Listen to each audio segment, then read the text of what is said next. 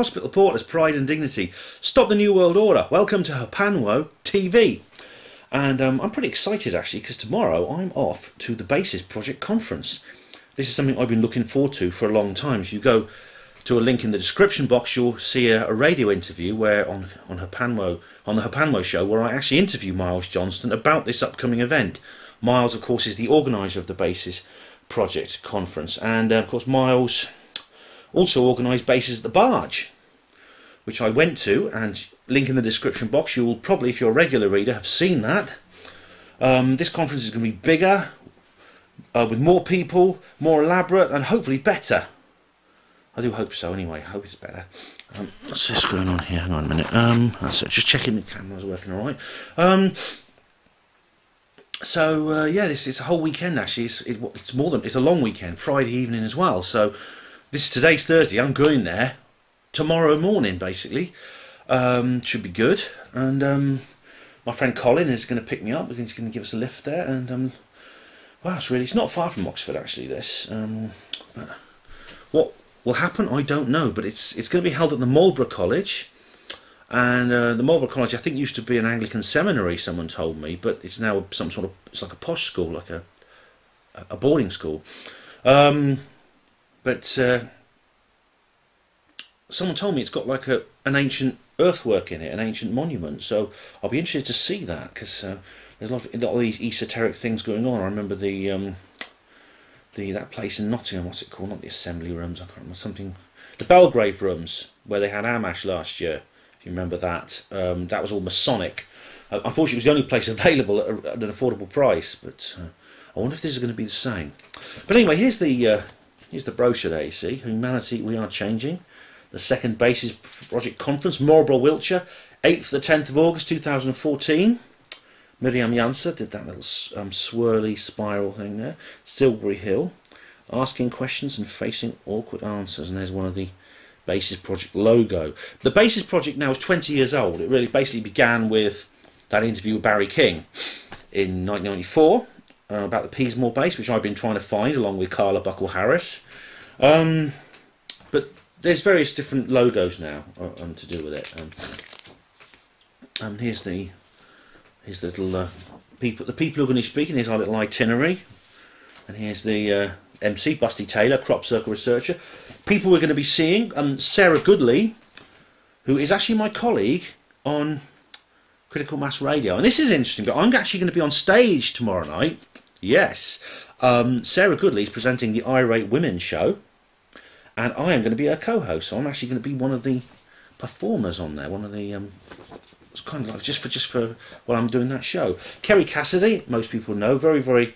admire her a lot. She's a great researcher from America. She's coming over, which is great. Mary Rodwell, I haven't seen her for a while, but she talks about, she's a very, very interesting lady, talks about close encounters with children especially. John Cowie, again, I'm not too familiar with his work, but he's talking about Silbury Hill. Gary Heseltine, of course, editor of UFO Truth magazine, which I write for. Very good magazine, he's a good guy. Interested to see what he has to say. Simon Parkes, a brave man. A politician, a man in the mainstream, who's spoken about his ET encounters. Miriam Janser, a healer from Holland. She's going to be doing a speech about what she does. Maria Wheatley, I've met her before actually, I went on one of her courses, talking about ancient monuments and ley lines and dowsing and things like that. Kathy Morgan, an old friend of mine, talking about transhumanism and mind control. Someone I haven't heard of before, Kieran Lee Perrin. Life as a cyborg in a test bed for the elite. This guy here. I don't know if that's not a photo of him, I imagine. It's some kind of scan, like a CT scan or MRI. What's he say here? Cyborgization of humanity. You explain who he is. Targeted individuals. He's a TI himself, and he shows MRI scans with these implants inside him. First ever presentation, so that's a Basis Project Conference exclusive. I look forward to seeing him.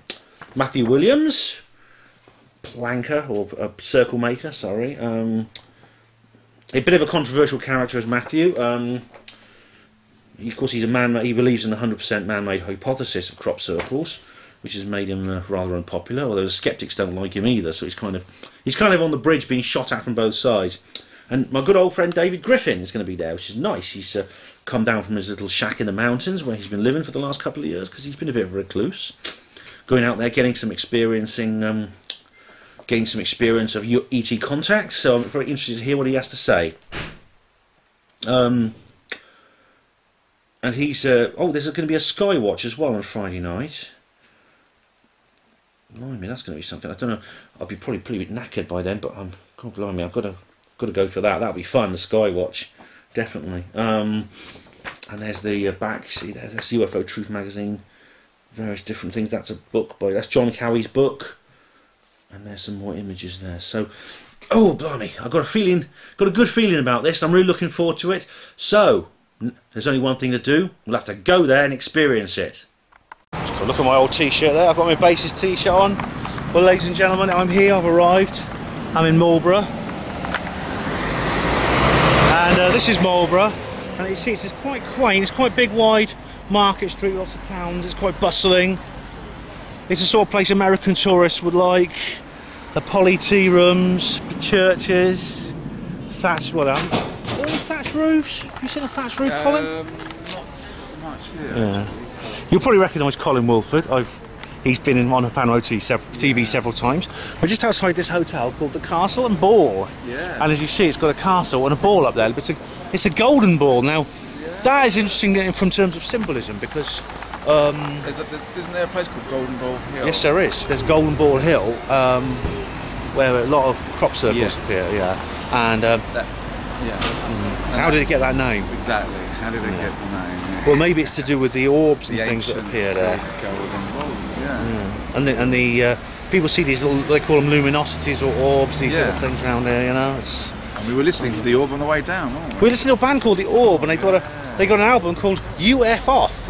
It's the greatest hits, UFO. Yeah, with songs like Little Fluffy Clouds, We had a good journey down here. We were a bit early though to check in. So, yeah, but we were here for the Basis conference, hence the basisproject.org conference. Still waiting for my t-shirt from Mars. Yeah, but I have got the lion now. Oh, you got ready for the 8th of the 8th, the Lion's Gate, because it's the Lion's Gate today. The 8th of the 8th, the Lion's Gate. It's something astrological. Something opening up, maybe. Oh right. So maybe. So yeah, this is actually Cameroon. This is actually a Cameroon. Yeah. But you suggested wearing something with lion related, didn't you? Well, this looks a bit like a lion, I suppose. I said on the some of the Facebook pages, I did say that maybe if we all sort of, maybe one.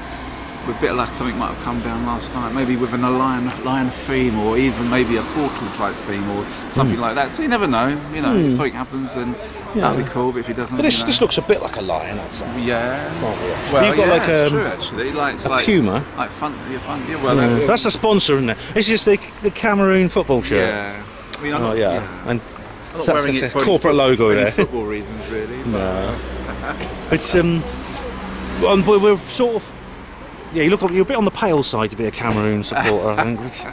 But they're a good team, they're a great team. And look, there's a VW Dormobile. Oh, you don't see many of them nowadays, do you? Oh, how quaint, Oh, I love them. I just love those VW Dormobiles. Oh, I used to love we need like the mystery machine, like from Scooby-Doo. Yeah. Psych, Scoop. I used to wish my dad would buy one of those when I was a kid. I used to say, Dad, buy one of them. Well, yeah, get one of them. One of my friends had one of them at school, and I thought, go get one of them. But what's going to happen this weekend? Because it's a Friday, so it's a long conference we got. Yeah, I have to go home on a second. You put me on the spot there. Sorry, mate. No, it's all right. Sorry, I just remembered. So I'll just carry on filming around here. But we're here for the Basis Project conference, which is the first Basis Project conference. It's like, if you recall the Amash conference from last year, which I did a little report on, and I did my little Vox Populi, and I did my written report on that. And of course there was Basis on the Barge, which you remember well, I'm sure, if you're a regular viewer. But this is I talked about it back then, but this is the main Basis Project conference, and it has arrived. Yeah. And we're here in Marlborough. It's going to be at Marlborough College we're going to, which is quite a posh place, Colin. Yeah. Would they let us in? Well, we dressed appropriately. Wow. Well, I got into that In-N-Out Club place when I was at this Roswell. So I got the itinerary here. Oh, nice, cool. So we're kicking off at 5 PM. Registration opens. Then we've got 5:55. A brief opening address by Miles Johnson of the Basis Project. Oh, the right. Miles Project. Maybe they should call it the Miles Project. Yeah. Because it is his sort of basis. It's his because Joanne and Amash Well, have to gone be their fair, own he and way. Miles has been doing it since back in the day of Barry King. So He's been doing this 25 years, Yeah, basically. 25 whole years. He's one of the most dedicated people involved in this. Yeah. So he'll be talking in the opening, and then we've got someone. Well, believe it or not, 6 to 8. I think it's someone called Ben Merlin. Well, Critical Mass Radio, live radio. It's with Sarah Goodley, but I think Ben's helping out. I am a guy called Ben Evelyn Jones, fat bald bastard. So yes, he's going to be involved. Then rounding off the talking part, 8 till 9 we have Camelot Whistleblower radio show with Kerry Cassidy. Oh right. And it says Another live show. Recording. Yeah, so I guess that's. But I hear she's actually in England because she's going to be doing. She is, yeah. So she might turn up. Be in the flesh. We might really. Yeah. She might actually. She's actually staying. Yeah, I think she's staying with someone. I know she's staying with Miles. I don't know. Oh, baby. But basically, when that finishes, I assume, which is 9 o'clock, there'll be a Skywatch, and David Griffin is hosting a special night watch, and hopefully be having some of his special equipment. I think it's like the night watch types. Yeah. It's the kind of stuff Win Keats uses. They're with all kinds of infrared. And image intensifiers and.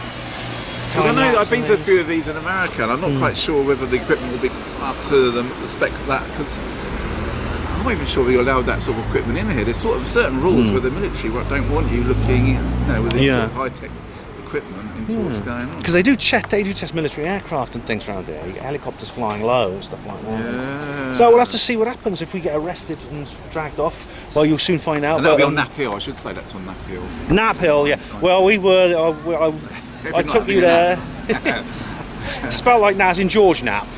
I think it's only 1p. I think you're right. Yeah. Yeah, that's where he got his name from. Maybe it's called Knapp Hill because everyone goes to have a little sleep up there. Maybe that's.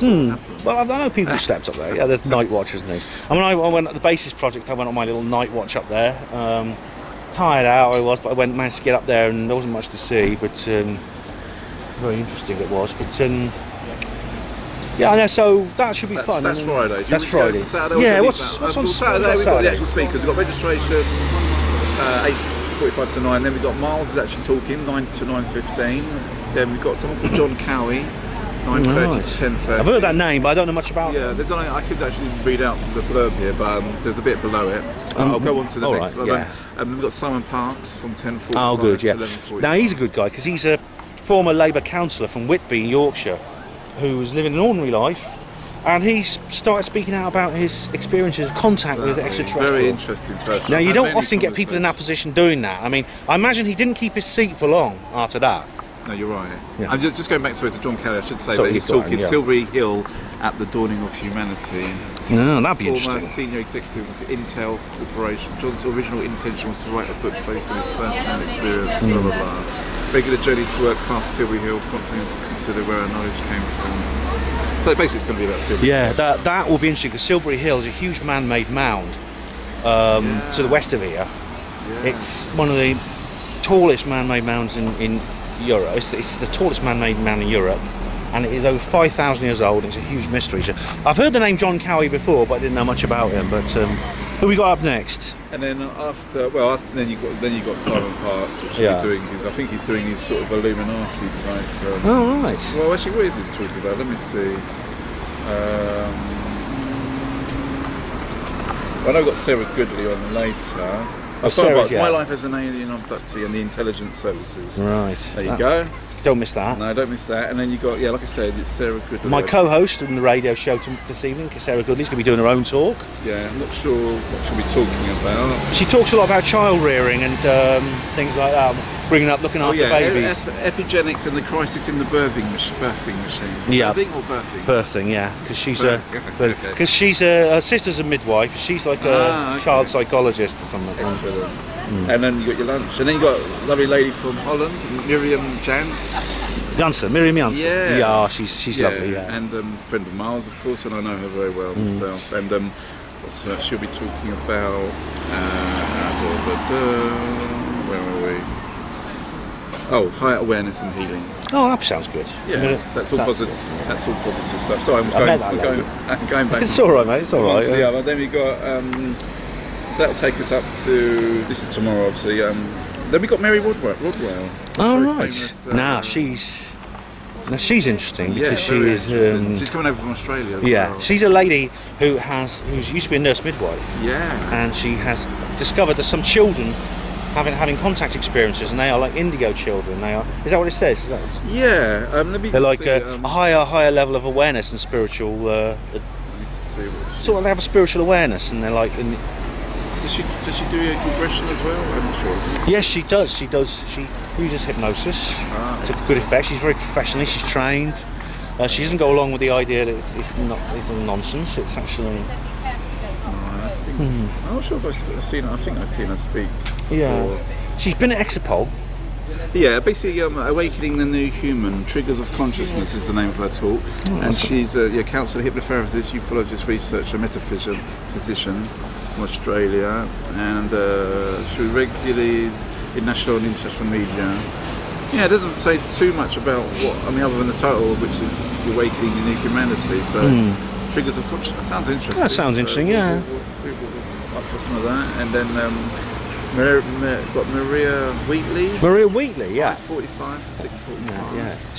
She talks about crop circles and dowsing and things like that. Yeah, and let me just see what her talk's called. I should say actually, but Busty Taylor will be the MC apparently for this event. Oh, nice. Good old Busty. I wasn't sure if he was going to be. I thought he wasn't going to be well enough or something. Well, maybe I heard wrong, but anyway, he'll be the MC. But yeah, Maria Wheatley from Atlantis to Stonehenge is her talk. Talking about the past civilizations. That'll be fascinating. Yeah, so that's good. So that's Maria Wheatley, and then after that we've got speakers' question time, which is always good because you can, that's half the fun, I think. People asking questions. Exactly. The social aspect of these conferences is actually in some ways more interesting and sometimes not through, than the speakers, because if you've been to a fitness conference you may have heard it, but it's the actual after dinner discussions and stuff that goes on in the pub and where you can have a good nat. That's exactly, yeah. So I'd recommend people to come, if only for that reason alone. Actually, that's what I thought when we went to see Richard D. Hall the other day. That's what I thought. We went on Sunday to see Richard D. Hall, and that was good. And there was some good question time there as well. Yeah. So that basically is that's that end of Saturday. Then there's more. There's more. Sunday now. Yeah, there's two. There's a Sunday as well. You got registration, and then 9:30 Gary Heseltine, who we know very well, don't we? Yeah, Gary Heseltine, a former police officer, editor of UFO Truth magazine, and he's going to be giving an interesting UFO speech from the police evidence perspective. But we know what he's going to be talking about. Yeah. Isn't he? It's not going to be talking about football, is he? I mean, don't think so. No. The police. Maybe he's okay. But he has something called Proof Us, police reporting UFO sightings, which is, as it says, it's a bit like Hospital Porters Against the New World Order, except it's police and it's specifically for UFOs. But we have Kathy Morgan. Oh, Kathy! I'm familiar with the basis material. She's a good researcher as well. She's had experiences in sort of. She has a family. Let me see what her. That served. She has a family that has been kind of like the serviced the Illuminati mind control project for several generations now. Kathy herself was born into one of these families, and she's been on her Panmo show on Critical Mass Radio. So check out her interview there. So you're talking about transhumanism, cybernetics, and MK Ultra. So that's going to be a big party. No, that is scary stuff. The transhumanism, the idea that they're using electronics because the electronics are so sophisticated now. They're putting them into our bodies, taking away our humanity, turning us into beasts of the New World Order. And then after we've got Kathy, we've got someone called Kieran Lee Perrin. And I can tell you that their talk is, I think it's Kieran about. Lee Perrin, not heard of him. Although, wasn't he interviewed by Miles a few weeks ago? You might be right, actually. I'm not sure if I've actually seen that. Yeah, Life as a Cyborg and Test Bed of the Elite. It's all about, the basis point, it's all about transhumanization and cyborgization of humanity. Kieran is that all in one. He'll explain why he is who he is and what targeted individuals are, what the T27 implants mean to him and what this means to us all, showing MRI scans of these implants inside him. This is a brave first ever presentation.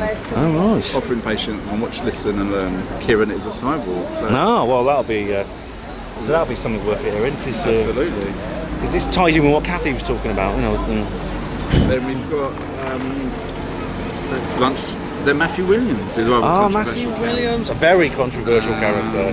He's actually helping out the comments, but yeah, he claims to have made a lot of crop circles in his time, and I think he has sort of polarised opinions about him. But it's good that Miles is offering an opportunity for someone who's maybe more sceptical on certain subjects, maybe. Well, he occupies a kind of strange demi-monde between us and the skeptics, because he believes that all crop circles are man-made with planks, but he believes that divine forces guide his plank, and he has spiritual experiences while he's making these things. So it's kind of like a two-way street for Matthew, I think. David Griffin afterwards. David Griffin has come down from his little shack in the mountains, where he's been hiding out for the last couple of years. He could have been in Tibet. We don't know. Really. Maybe like one of these masters who goes off, and then suddenly. That's pretty much what he's been doing. I think he's been a bit of a recluse actually the last couple of years, and he's appeared at a couple of events, but I've not had much contact with him. Well, the title is Rewriting Contemporary Contact, Alien Nanotoys and the Covert War for Consciousness. Now that sounds like that's going to be interesting, because he's done several speeches before about black goo, and about the black goo is connected with transhumanism. And the Falklands War. So it's very interesting. A bit about Marconi and stuff in there. It's going to be an interesting one. That's that's very good, because I've not seen him for ages. So Skywatch, he'll be doing the Skywatch. A rare opportunity to see a very reclusive man who hasn't done much in the way of live presentations. So that'll be good. Then it's Kerry Cassidy. Kerry back again. Kerry Cassidy, all the way from the States. Used to be, she still does Project Camelot, and she's been doing some, very similar sort of stuff that Miles has been doing as well. So she is kind of like Miles in a way. And over on the other, there's her with Bill Ryan, who the Awake and Aware commentary she's done in. But she covers the whole, Secret Space Program, Black Projects, E.T.'s, Kundalini, Ascension, Free Energy. She's like a jack of all trades, but like me. But Bill Ryan and her were. They went their separate ways, and but they're both working on their own projects, and I think it's a good thing that Well, as with Miles and Joanne, it's a shame that they did, but obviously it doesn't always work out with partnerships. Sometimes these things happen, don't they? I remember Malcolm Robinson, Philip Manton, other people. Sometimes it doesn't work out, does it? Sometimes it maybe because it's such a sort of. The subject itself brings on a lot of paranoia and various sort of extremely things. Then sometimes you think, well, if you're doing it yourself, it might be the safest. I mean, there's been a lot of tension in our movement at the moment. I mean, if you we both went to see Richard D. Hall, who we both have a lot of respect for. Richard has a very dim view of Miles and his work, he says things about Miles. Some of the things I think Richard said about Miles are pretty unfair. He says that Miles is what does he call this? A rodeo show. It's going to be happening today. So I hope you brought your horse. And then, sorry, just rounding things off, we got speakers question time on that Sunday. So that's it, really. The only thing I should say is that the MC is Busty Taylor. He's a famous local crop circle researcher and former pilot. Busty will be introducing the conference and speakers. Busty will be available for chats and conversation about crop circle research and experiences over the years. Maybe I'll ask him about the Santelli footage, because we had a little discussion about that in the car, didn't we? And I was quite passionate about that, so I'm going to ask him about. Well, Busty got into crop circles, didn't he?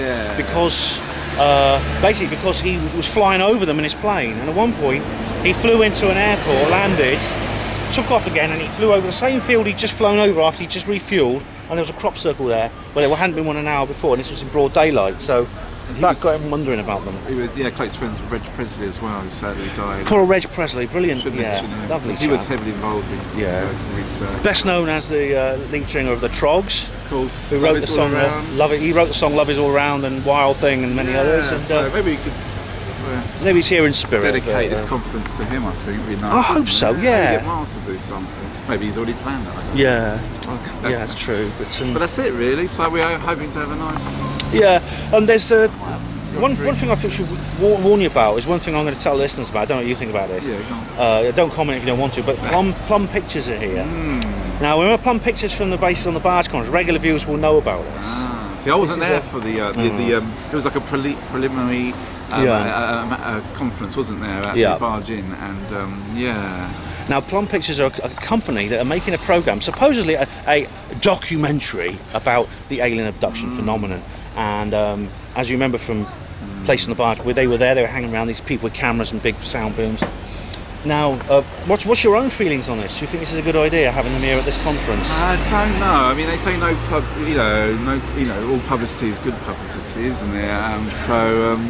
I don't know. I think I have to reserve judgment on this. I am a bit suspicious, Ben, like you, and I'm a bit concerned that they may be, trying to get their own angle on the whole thing. And, their angle isn't necessarily one that we subscribe to. The problem is their angle is, unfortunately, is to take the mickey out of it, I think. I mean, if you remember from Confessions of an Alien Abductee and Off the Fence Productions, the only shot they really used from that conference was poor old Jeff Scott pointing at a cutaway diagram of the human abdomen, pointing at the rectum and saying, this is where they put the probes in.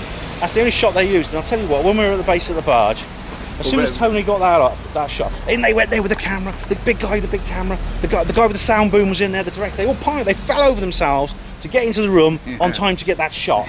And I thought, oh dear, it's going to be another Mickey tape. And I don't know if the conversation we heard that Richard D. Hall played at the event in London with the person, I don't know if it was it the same woman from that show? Someone called Joanne, who's one of the officials of Plum Pictures. It might be available on Rich D. Hall's website, but it's a fascinating phone call where she's looking to sort of enlist him as a consultant on this, and basically Richard wants full editorial control, which is something that's never going to happen, but you can see why he does, because the subject's so ridiculed that we're sort of fed up with it all.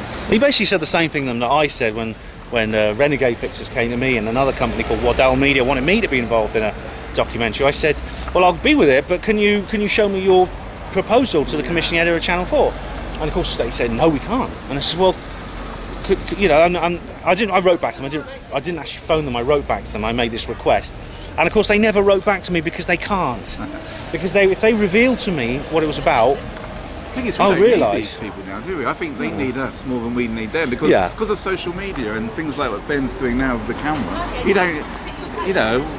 We don't need these people. No. Anyone who's serious about this won't believe what's on TV anyway. Yeah. The TV programs are simply there to actually take people who may be on the fence and not quite sure yet, and then turn them against us. That's what it's there for. It's there to mop up any sympathy we might have by ridiculing and demonising us. Exactly. I mean, this is the thing, when you agree to be on a TV show, you're just the ingredients in the broth. But they got the recipe, they're the chefs. Agenda, they're the chefs, they control the kitchen. This has been commissioned by someone high up, and you've got to remember who are these people and what do they want to show, what do they want to portray. I mean, there's a limit, whoever it is, I mean, there's a limit, I think, on how bad a television programme can be by accident. And Confessions of an Alien Abductee was so bad that it can't have just been that way by accident. I mean, I know Miles, I think Miles is a good guy, he's done an awful lot to raise awareness of this. His interviews are excellent. The witnesses who go onto the sofa, they are all volunteers. Some of them are good friends of mine. They find it a very positive experience. They feel that Miles has done a lot to raise awareness of this issue and to spread the word. And Richard was unfair to criticise Miles in that way, but I must admit Richard is absolutely right to have misgivings over Miles being involved with Plum Pictures, in my view. And Miles knows this, I've told him. I've questioned him about it on my interview with him on CMR, and Miles seems to think he can do some good out of this. Miles seems to think he knows how to handle these people. I'm not so sure. We'll see how things develop over the weekend, and but even then we might not know if there is some documentary made, whether it may be another few months down. Well, I suspect that we'll find out when this comes out in a couple of months, and when it does, unfortunately, I think we're going to be proved right on this.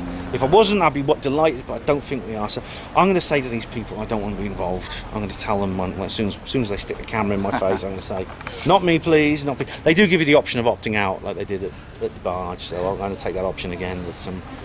But anyway, we're going to have a look around and see if we can meet up some of our friends and I think Miles is sample some of them. Just down the road. So. Shall we go and see Miles? Where is this assembly room? Is it that? Where is it? No, the college is in that direction. I've got the map. It's in that direction. It's not far from it. It's quite a small place, actually. Yeah, we can't get lost. Everything's within a short walking distance. So I'll come back later with some more shots of this area. I'm just going to take a quick look at that Dormobile. I want to see that Dormobile. I love these things. Look at that. I just love. I tell you what, if we had one of these, we wouldn't need tents and we wouldn't need the hotel. You need an alien theme though, then. You need like some big sort of crop circles. Look at that. You can live in one of these things. Oh yeah, you could have. Well, some of them do. They have like crop circles on there. Yeah. Okay then, ladies and gentlemen. We'll see you later. Yeah. Okay, we're doing this a little bit furtively, panel of TV viewers, because we're not allowed to do this officially. But there's a mound here. It's quite steep. Yeah. There's this sort of like medieval front entrance here, and watch it. There's a bloke watching us. Is there? Yeah, but this is a mound called Merlin's. It's apparently called Merlin's Mound. That's right. Let's go up because he's looking the other way now. And apparently there's a stairway, and you go up here, and it reminds me of Silbury Hill. It's like a little Silbury Hill. Oh, blimey! And you get an amazing. Miriam's been up here already. Here we are. God, look. There's a big stairway. It's rather like the Jarn Mound I showed you in Botley, Oxford. So we're not supposed to go up here, so we're going a bit quietly and stealthily. We're a bit like Glastonbury tour. It's Colin ahead of us. Wow.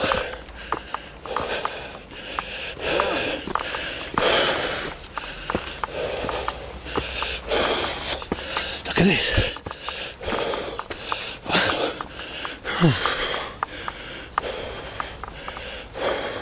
You can see a white horse here. It's a crater.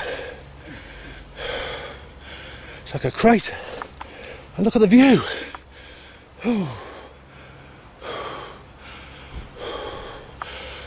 Look at the view, man. It's weird. It's like a trench, a crater, depression.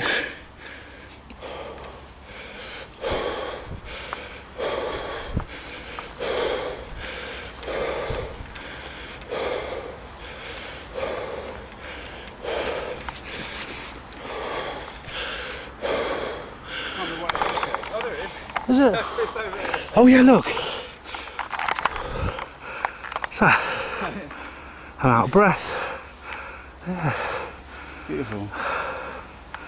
I'm not a real porter anymore. Oh, that's It's a good steep walk. yeah. But it's lovely up here. Now Miriam was saying about how Maria Wheatley's going to talk about this place. Yeah. 'Cause And Silbury Hill as well. it seems to be it's in layers. It's like goes up like that, and there's a lump. It's like Glastonbury tours like this, but this is artificial. It's a motte. Oh, is that what it's called? They call it a motte. It's in the middle of the college, Marlborough College. There's trees, very old trees on top of it, and these roofs are of the college, which is the college is kind of a posh school. It's like a boarding school, but Maria Wheatley, who knows a lot about ley lines and things like that, is going to do a discussion all about it. Get a selfie with the white horse on my Hell yeah! I've got Colin taking a selfie there with the white horse in the background. But it's a lovely, lovely view here, and you see the town of Marlborough. Oh, I don't know why there's this depression in the middle of it, but it looks like it's a drainage pipe, and it's a church over there. We're going around here, and there's quite a there's a entrance to a secret base there. Yeah, that could be. Or it could, yeah, or it could simply be a inspection cover for electrics or something. Or maybe it was just a reservoir. Do you think? It would be funny if one of those PGLFs popped their head up outside one of the. Oh, like on the like one of these, yeah. Hello. Oh my God, I've seen you before on the Basis Project logo. But it's just, it looks to me like it's some sort of like a reservoir. You know, these reservoirs. Maybe they filled it up with water. That's what it looks like to me. But yeah, it's a. Wonder what was going on here like 2,000 years ago. Yeah, I mean the thing is, how old is this mound? I mean, It's described as a motte. Now that's sort of like maybe medieval, but like the Oxford Castle Mound, which I think I've shown you before. That's sort of like 10th, 11th century. It goes back to the early days of Oxford, which was began in the Middle Ages. But could it be older? Silbury Hill is much older than that. Silbury Hill is actually over 5,000 years old, as opposed to the 1,000 years of the Oxford Castle Mound. So that's the question. Oops, uneven here. Is it that they're all connected like through ley lines and stuff, and yeah, dragon energy and all that sort of stuff? Exactly, that's it. It's to do with the dragon lines, as the Chinese call them. Ley lines. There's an eyes wide shut type building up there. I don't know. I'm just kidding. And down there is our venue. That building down there you can see is our venue. I'll show you more of that later. So. Well, I've got to go and pitch my tent, I think, and yeah, we've got the programme, you should say. Yeah, we've got a programme now for the event. Proper programme. Just show that the viewers quickly. Yeah, that's it. That's exclusive before it's even started. We are changing. It's a brand new one. Yeah, here's all the various speakers you'll be seeing. Yeah. Gary Hazelton, David Griffin, Matthew Williams. Look. Silbury Dawning is John Cowy's book. There's the PGLF. Yeah, that could be popping up a manhole near you. That's it out there. Yeah, Gary Hazelton. So very good. So it's all. That's the itinerary. Epigenetics, Sarah Goodley. I'll be doing my show with her. You see here. There we are. Critical Mass Radio Live with Sarah Goodley, with me as well. Yeah. Busty Taylor, the MC. Mary Rodwell, Kerry Cassidy, looking as voluptuous as ever. Yeah, oh, it's a. And that's Silbury Hill. Yeah. And that's the symbol designed by Miriam on the front. Miriam was designed. We just saw Miriam a minute ago. Spiral, isn't it? Yeah. Fantastic. Yeah. So that's. So I think I've got a feeling we're in for a great time. Yeah, looking forward to it. Yeah, looking forward to it enormously. Got to check in now. So yeah, time to go to get my tent set up, and I'll see you in a minute. Okay, ladies and gentlemen, we've just climbed down the mound, and you see here it's a bit precarious. We just went all the way up there. And we come all the way back down. Now this is this strange medieval looking structure with like a fortified top, which I was telling you about. It actually reminds me a bit of the Hellfire Caves. Do you remember when I went to the Hellfire Caves in West Wickham? This kind of flint with this cemented flint walls, with this sort of rough cemented flint. This is exactly what happened. And Colin's pointing out that some of these things look a bit like skulls, like that there. Has a kind of skull-like shape to it. And children, the Queen sacrifice. Oh god, yeah. Well, this is a posh, like a big posh school. This is the kind of thing where that kind of stuff went on, all kinds of sexual abuse and things like that. But there's these three depressions in the middle. One of them's got water in it. I don't know what these things mean. Is it the Trinity? Maybe something to do with the Trinity. But you go over here, and you see this internal structure. This is very like the Hellfire Caves. It's actually quite, but it's actually, they've got some shells in the ceiling and that. Now, what does that say there? Can you read it? Not much. The Marlborough Mound, the continuing investigation, restoration, maintenance and preservation of this scheduled monument. This scheduled monument is the primary observing of the Marlborough Trust to use the following work has been carried out. Conservation management plan. Doesn't say anything about the actual men. But look at the shells though, Ben. Look, you've got all these shells in the ceiling and stuff. It mentions Silbury Hill. Yeah, it's actually quite beautiful. It's quite well designed. And there's this sort of altar-like structure here, but it's like kind of a. This is a bit satanic, actually. This is starting to look a bit anti-Christian. Try and see how much you can see that right now. It's probably maybe more pagan. Might be angelic, you know. It's locked up. Well, hopefully you saw a few things out that I couldn't. One man's angel is another man's devil, isn't it? It could be, yeah. I mean, obviously the church is. Yeah. Well, yeah. I mean, you think how many people God killed in the Bible. I think Satan only killed about 7 people. God killed millions. But that's the mound. Basically, this is the foot of the mound. It's built into the side of the mound. This thing here. Well, that's interesting stuff here, Colin. Yeah. Anyway, one adventure. Well, ladies and gentlemen, this is my home from home. Yeah, this is my tent here in this lovely campsite, as you can see, and this is where I'm staying while I'm here. I decided to camp. I'm not quite awake yet. I decided to camp. It's a cheap option, and well, it's perfectly comfortable. It rained last night, and this thing didn't let in a single drop. And I tested it in Glastonbury in 2008 at the Now That's Weird conference. I've written a report on that. I know it works, so it's a nice way to travel. Anyway, it's now Saturday morning, and yesterday I didn't get a chance to really film yesterday because I was basically busy. It was a lot harder than I thought it would be because I was co-hosting the IR8 Women show with Sarah Goodley, which was broadcast live from the venue, from the event. I'll put a link in the description box to that. And also, I'll walk over this way, because Colin's here now. He's got his chili shirt on today. And why you got your chili? Chili? That's chili, isn't it? Some files, didn't they, or something? And well, basically, I got all these shirts for a very cheap price in Thailand. So, Chile have been very open about their UFO files, which is quite admirable. Yeah, they got quite a good fitness thing. Yes, they certainly do. Anyway, like I said, I did the IR8 Women show, and then Kerry Cassidy turned up, who is very well known as very well known researcher from the United States, and she was interviewed. Me and Sarah interviewed her on that, and then Kerry wanted to interview us on her radio show because she, along with her videos, her Project Camelot video, she now does her Revolution radio show. So she interviewed me and Sarah. So that was very nice. I mean, it was hard because basically I was on stage from 6 to... I was on stage the entire evening virtually. Oh, just a sec, get in the car with Colin. Oops, I was on stage the entire evening, but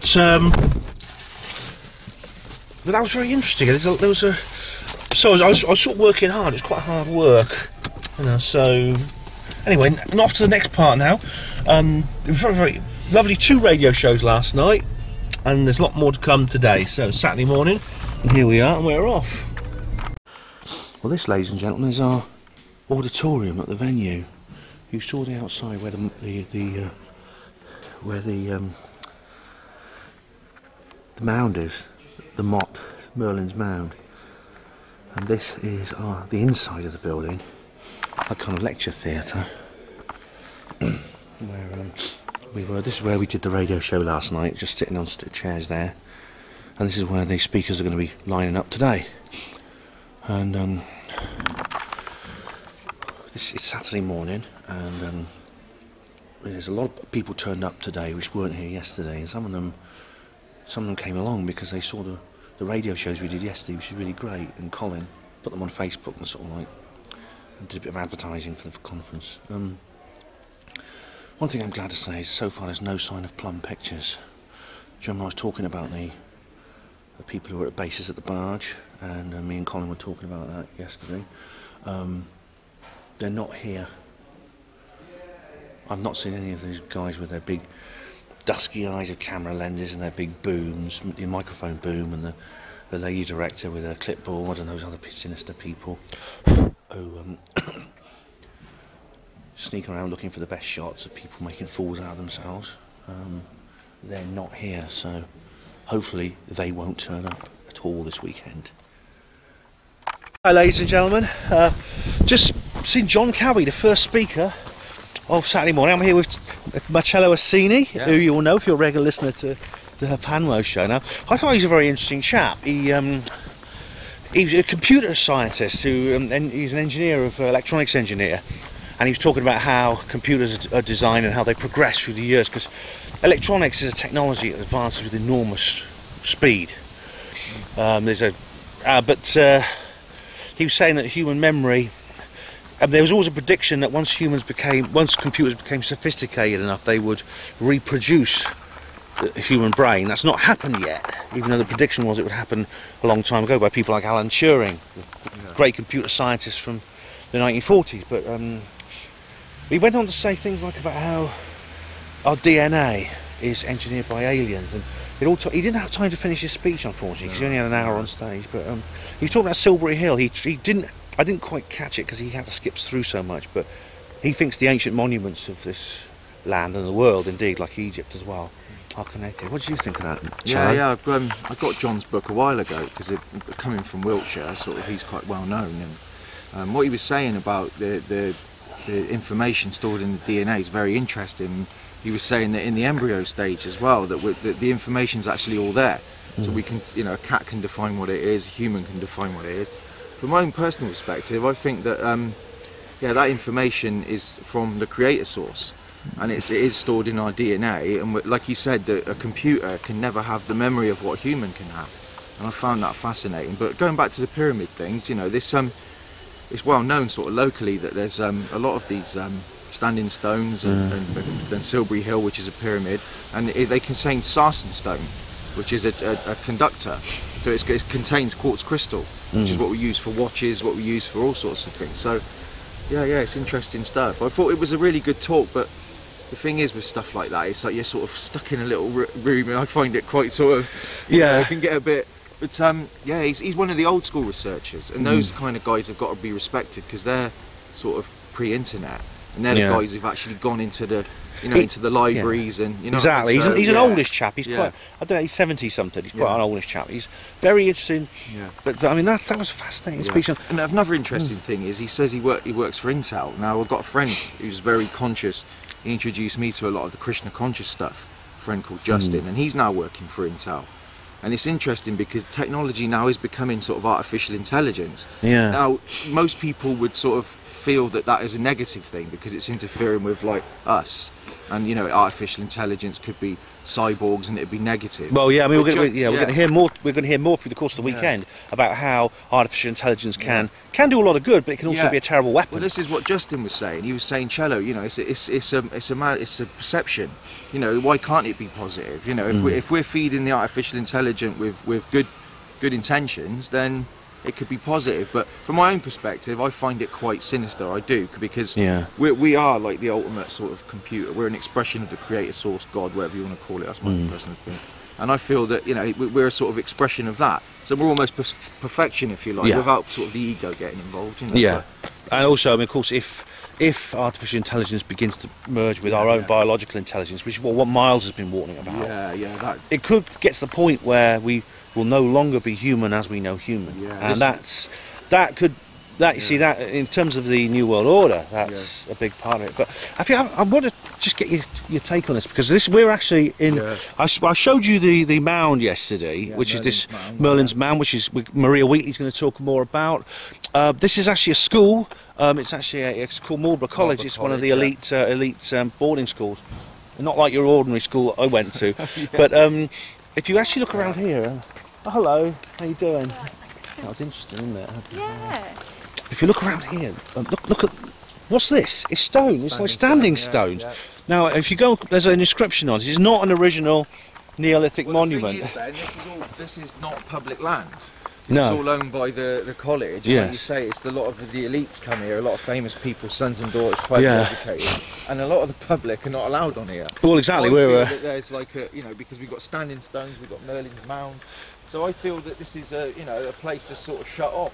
So there could be like strong energy fields. Exactly, they're keeping the public away from. Well, exactly. Also, what's it doing to the kids who come here? I mean, this stone was unveiled by His Royal Highness the Prince of Wales on Friday the 8th of June 2004. Well, there you are. This is not an original Neolithic stone. It's much more recent. But I mean, it's funny. There's another one over there now. You know, we were talking, Cello, about how. You say it's all right. About how this is not public land. The only reason we're allowed in this college is because we're attending the conference. But this is a school. I mean, where children, as you said, it's the children. I mean, I know a lot of rich people will send their children to schools like this, thinking they're doing them a favour. Not all of them are elitist. Some of them just have a lot of money. They think, well, I can afford to give my kid the best education. Then, so why don't I? So they send them to these schools. But the thing about it is, these kinds of schools, you hear awful stories coming out of these kinds of schools. Tales about sexual abuse, about bullying, and of course the kids. I mean, Sarah Goodley will be talking about this herself when she talks about epigenetics. But to separate a child from their parents is one of the most unnatural things you can do.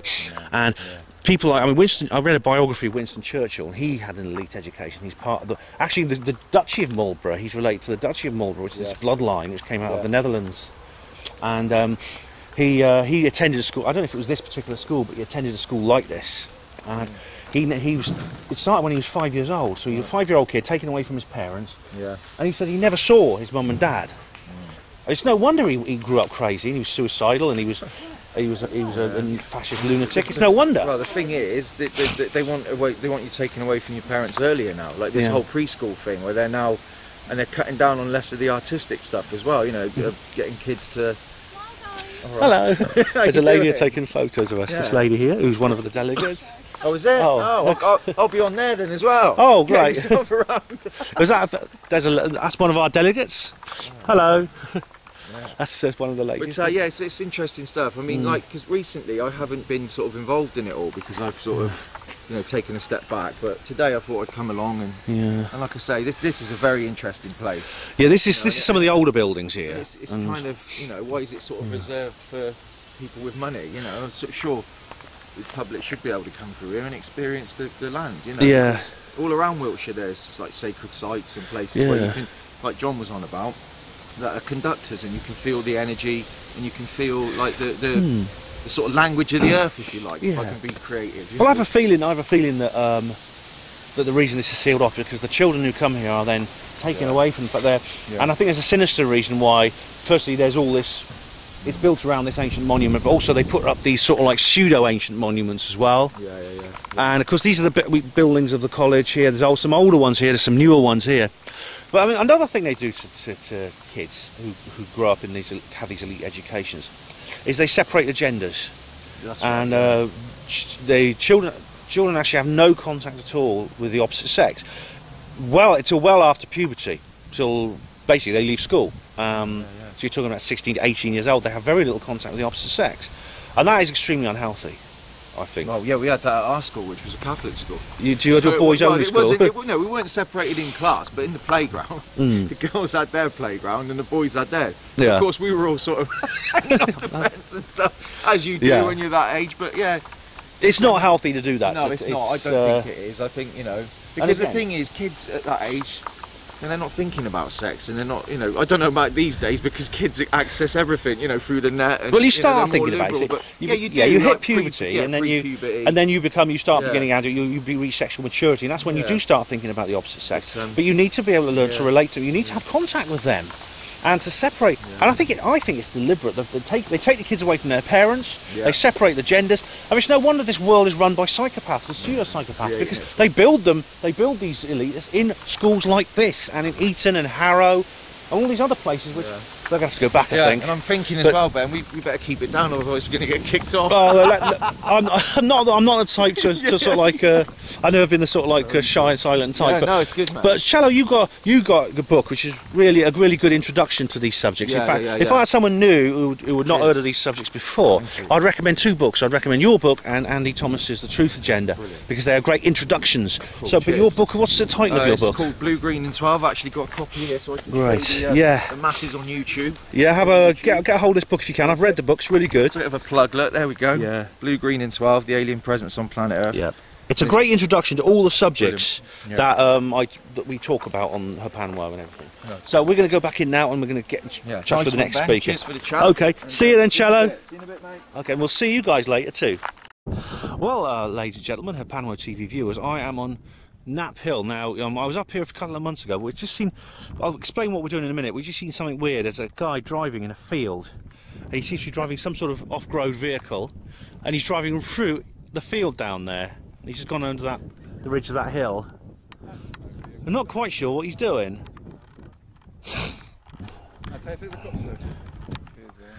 No, the actual plankers, the man-made crop circle makers, they're never that obvious. They park up miles away and they walk in. Anyway, just to introduce, I'm here with Dave Collins here. Hello. Hello, I don't think you can see her. And Gary. Let's come back. There you go. Ben, there you go.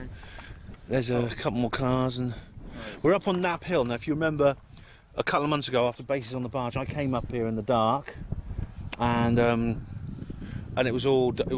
didn't really do much. But I'm coming up here. We're waiting for David Griffin, who you've heard of before. We're hoping he's going to bring his night vision stuff. Mike's here as well. You'll remember Mike from the Amash conference. Mike is over there taking photos. Gary's coming from Ireland as well. I'm trying to signal. Yeah, but Gary's, you come from all the way from Belfast, is it? All the way from Northern Ireland. From Northern Ireland. So we've had a lot of people coming from a long way away to this conference. We've had some people from the Holland, some people from Yeah, Germany, Canada, Switzerland, Cameroon. Canada. Cameroon? We had a Cameroonian with a Cameroon shirt on yesterday. Yeah. I'm a Chile. I've seen people. He's Chile today, yeah. What's his first name, David? Yeah, David Cameroon. We're going to do some Skywatch in a minute. We're just waiting for David Griffin to turn up with the night watch equipment. Because I mean, we'll do a much better Skywatch with him because some of these objects are not visible to the. You can maybe get a bit of We're not visible to the naked eye. We're at the Pusey Down. To visible light. They This appear. is Nap Hill, and I think that's Milk Hill. Right. So this is Pusey Downs. Yeah. Is that Milk Hill? That big bulk you can see. I think is Milk Hill. What do you reckon?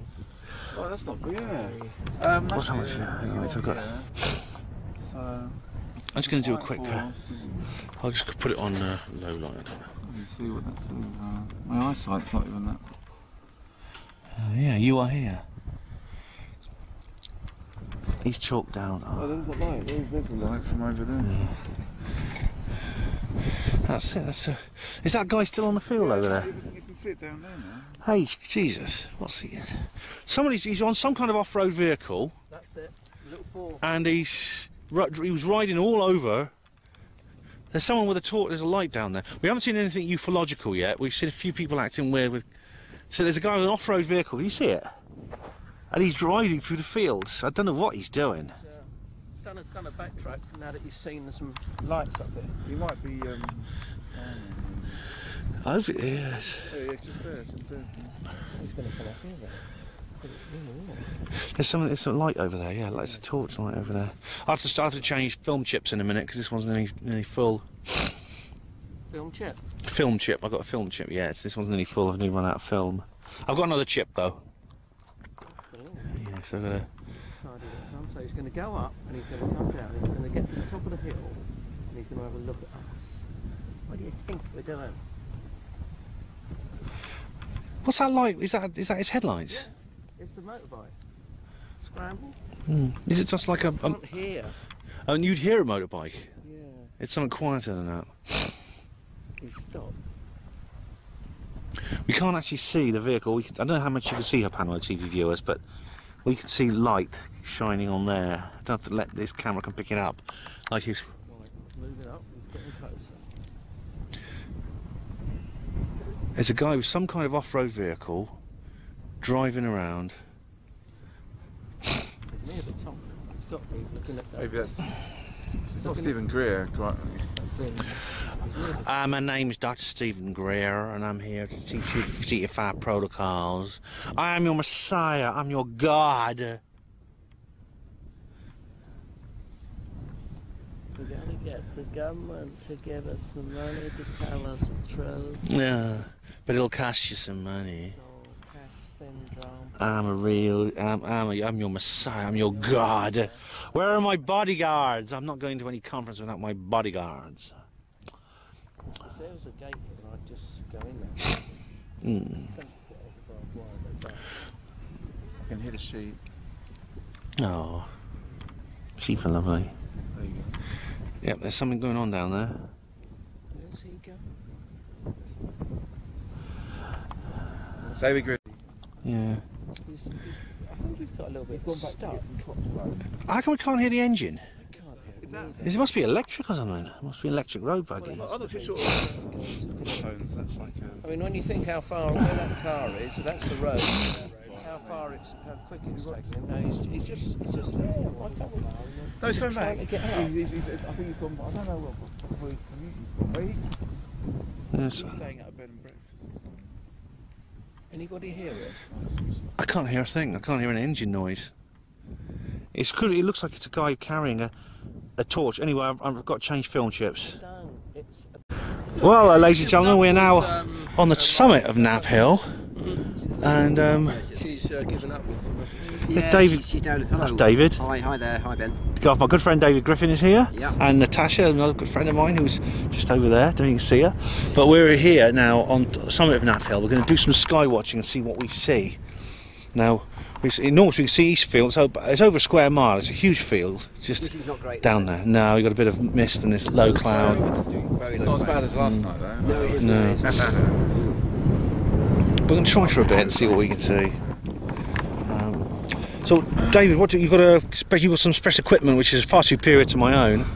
Well, no. Well, we've got a special camera that's very good for taking orb light pictures and also anonymous lights. It's well known in this sort of area for that. So we've got a camera there, we've got a video camera, and we've got but one night vision unit. So we just thought we'd bring one up and try it with at the moment and just see what we can do. So if you can get your camera on the back of this, you can have a look at what this is a colour and a recording night vision unit. Nice. So it takes photos and records video. So, yeah, but lovely. Again, in mist, I don't know how well it'll do because it is quite. So is it like an image intensifier? So it works. So instead of having a tube, which most night visions from like the 80s and 90s have tubes in, and that they use a phosphorescent gas that takes in photons and sort of highlights it a bit. This is a digital version, so it just uses a digital image intensifying board inside of it. Nice. If I turn it on, you might be able to see this one's colour, but I don't know whether it will show up on your camera. Ben. No, but I've got the night. I probably won't actually because I've got the night light on at the moment, yeah, so you can see things quite close with the night light. But night light, night shot is like so. It's got a range of about 6 feet. So, right, yeah. Well, this has got infrared on. I don't know. He's got infrared on. Let's have a look. I mean, it's beautiful colour. See, some of these things are not visible to the naked eye, and they're not visible to visible light. They appear in other parts of the electromagnetic spectrum. Yeah.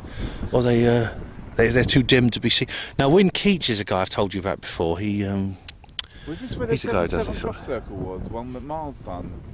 That's over Milk Hill. Isn't Milk Hill just one of these? Well, Milk Hill was a famous crop circle. What was that was the 2001 Spiral Galaxy one, wasn't it? But there was also the Wynne Keach and 7 with Miles catch the circle maker. Oh, that's right. Yeah.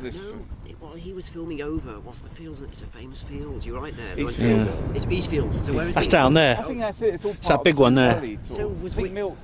Wynne was parked up with his car, and then he had all his cameras pointing somewhere. So it must be where you can get the car.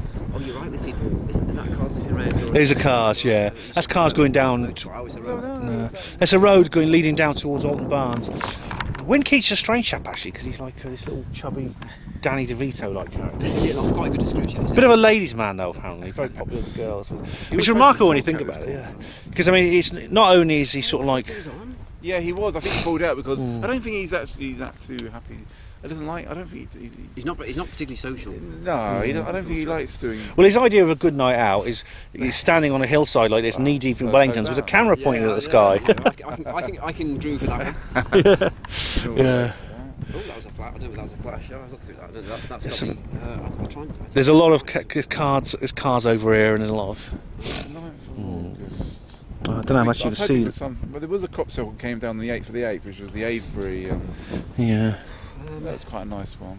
Do you know? I don't know where to. There's so many lights that you don't know. I don't know. I'm just not used to this. I don't know where to. I didn't realise that. I thought Crop Circle was in the middle of nowhere, but we've got all this stuff. Right? Yeah, that's Alton Barnes down there. There's Nunney Street and there's various other little villages and farms around. So, but I mean, the fields are all dark. It's just there's roads. There's a road going up that way and things like that. Have you been here before, Ben? Yeah. Nunney Street where the Barge is? Yeah, it is. That's where the bed and breakfast is. Where's the Eastfield then, Ben? The Eastfield's that big one there. This one here? Yeah, that's over a square mile. That's huge. And there's these smaller fields here. For that's that field there, Eastfield, and you can't see it, Pano TV viewers, but there's a big field down there which has crop circles almost every year. It's an enormous field. But isn't the rumour that they all got together and all the people that made them in the big crop is stopped making them? There's a big theory that everyone that 2 years ago they all said because there's so many forgeries and the farmers apparently were getting pissed off. Yeah. Then they all stopped and lo and behold, she spots stuff before I spot stuff. Come in. Natasha has spotted something. Okay, here we go. Let's go get it quick before it goes.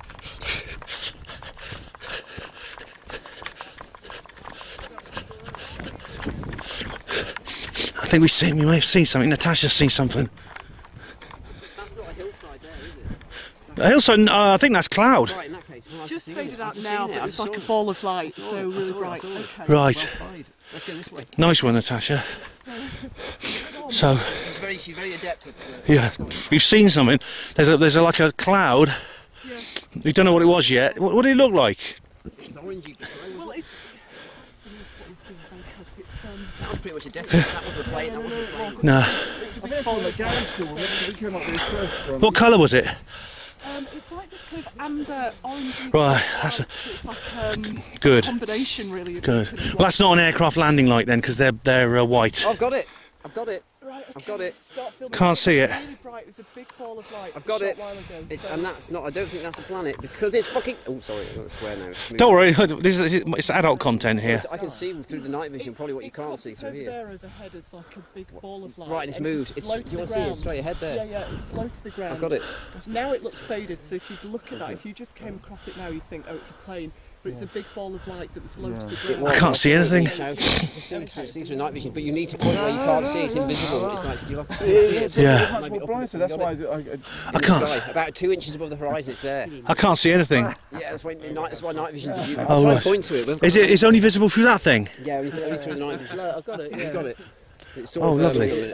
I need to focus it in. I don't know how to focus Right, it. focus but is the two at the front, so you. I have to wait my turn. Oh, sorry, focus is this. We're all queuing up to try. I know you can't see anything, Panama TV viewers. I'm sorry about that. Hands right forward. Um, Right here, that's it. That's it there. Turning it like a camera. That's the one. Yeah. So are we there roughly? Is it there? That's where I thought I saw it. I can't see it with the naked eye either. Such a shame. I mean, Does it's that mean that moved? Come to us. a ball of light. It was. where it is. Was it there? I just seen a flash. Where you saw it was there when you called us, and then it's then in the night. There's a vision, tree over there. Right. Is it over the It's tree there? directly above the tree. Right. So we're looking at that. Can you Yeah, see that in the that night vision? tree, Right. yeah, So it's it's there. over there. Signal it so it comes. Can you do that with your laser again? Yeah, Yeah, that's there. a tree. Right. So it's above to- that. It's just to the left central. This is an amazing camera. It's an amazing. It is amazing night vision. It's good. Have a look. Have a look. Yeah. So The thing is, if you notice, there's no star. That cannot be a star or a planet because we can see no others. So that's obviously that's either a tree plane, directly in front. which we doubt, or it's a. We've just seen something strange in the sky, Panama TV viewers. We're not sure what it is. It's not visible to the naked eye. We have to use this special infrared. There's the tree. There's the tree. So it should be. This is an infrared. Colin is using an infrared red thing above the tree. using a laser. viewer. Sort of there-ish. That's the first time I've seen. Fireworks? Oh right, fireworks. Oh, right. There's some fireworks over there. Well, that's makes it confusing. Wow, that'd look good through that. Can I have a go, Colin? Oh, thanks, mate. Yeah, Thanks. look at that. No, is that fireworks there? Oh, it is, isn't it? The more that you actually see as well, so actually if it's picking up on it. So what have we got? It's low to the ground now at the minute. It's a bit grainy, the image. I mean, That's Yeah, 'cause it's very- it's that's thick probably with- on these quite photos, thick but with also mixed- digital is a bit grainy. there's a big tree there. So there's the light. Oh, there's some red light. I can see it. Right, yeah, that's the one. Yeah, there's some red light beside that tree.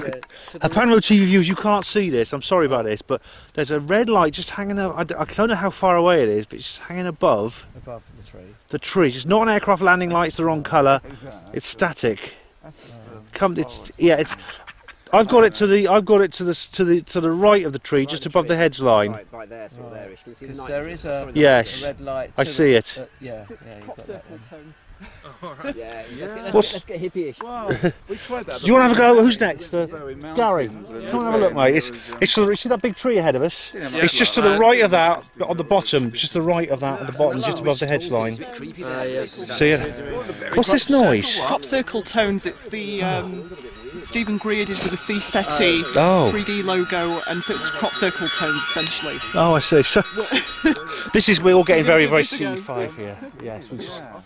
Oh, right, yeah, it's black and back to I'm your messiah. Where are my bodyguards? I can see it. I can see it with my naked eye.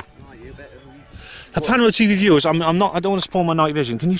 Where is it then? Just tell me. It's to the right of the tree. It's moving. I'm going to get this recorded. I can see it, but it's very dim. I can see it with my naked eye. It's very dim. Panama TV viewers, you can't see this, but right over there is a red light. It's red, sort of red purple, sort of red pinkish Oh, there's light. two of them. We've got two. If this is we've got two. Just a minute. Katie, you getting a filming camera? I'm going to try and get the camera on it now. Right, we've got 1, 2, and we've got another one coming in over the top. This is amazing. This is doing a triangle. Right, so you've got the detail on there. Yep. obviously. They're not flares because it's not in the direction of Salisbury Plain. These are not flares. Right. The flares don't last that long anyway. They don't have to hang in the sky that long. Oh, I can see it This just is amazing. dimly. This is really good. They've come straight off. Wow. Because, hang on a minute. Let's get this filming. We've seen a UFO, ladies and gentlemen. We've seen Three three. there, Ben. There's one flashing coming in the middle. And Kit, get your camera. Have you got the video camera going? Because you'll get these with night You shot. think that one you saw straight away doing that was the same one? I don't think you can see anything of Hanoi TV viewers. I'm sorry about this, but I'll turn the. See if that makes any difference. Can you see anything? I'm just going to use the zoom. I can't even. I'm trying to go boss-sided to go out of vision with. Yeah, I can see them. I can see them very dimly with in my peripheral vision. If I stare at them, I don't see them. Right. Okay. So you've got to look at the clouds above it. Oh, the clouds come over now. Right, there we go. Right, here we go. That is stunning. That's a lovely display. Thank you for that. Thank you. Who are they? Are they? Who wants to look? This is undoubtedly this is not plain. This is ET. Who wants to? Can I see? Recording? Yeah. See But just keeps recording now. So I'm recording. So keep it steady as you can. Okay. They've now moved right over here, and we've got one there, and then one in the middle. It's done a triangle like that, and one's flashing in the middle. So there's no way. Yeah. Okay. I guess one there. Have you got three then? One flashing in the middle. One there, and then a flashing one in the middle. I can see one where the original one was by the tree. That's all I can see so far. Can we walk up the Again, other side? just being rational. They can't be stars because there's no stars anywhere else, and they can't be planes because they're hanging around too long. What about Oh, okay, I'm using the night shot. I can't see. There's one. Yeah, I can see it. Have you got this? Try and get the other one, Ben. There's one to the right of the tree, one to the left of the tree. Have you had a look yet? Who's not had a look? Who did it switched off on? Who switched off on you? Did it? Yeah. Who's not had a look? Are you Gary? I'm Gary. Gary, okay. Have you, Gary? Give Gary a look on that Have one. you had a look? Went off on me there. Okay, so are they in the same place? Because they were there, so the tree was there. I saw them here. One of them's dimly visible to the naked eye. You know what it is? It's sleight of hand. They're distracting us while they're putting a massive formation down over there. Yeah. Behind us. Yeah. Thanks, guys. Yeah, that old trick. I didn't fall. Excuse me.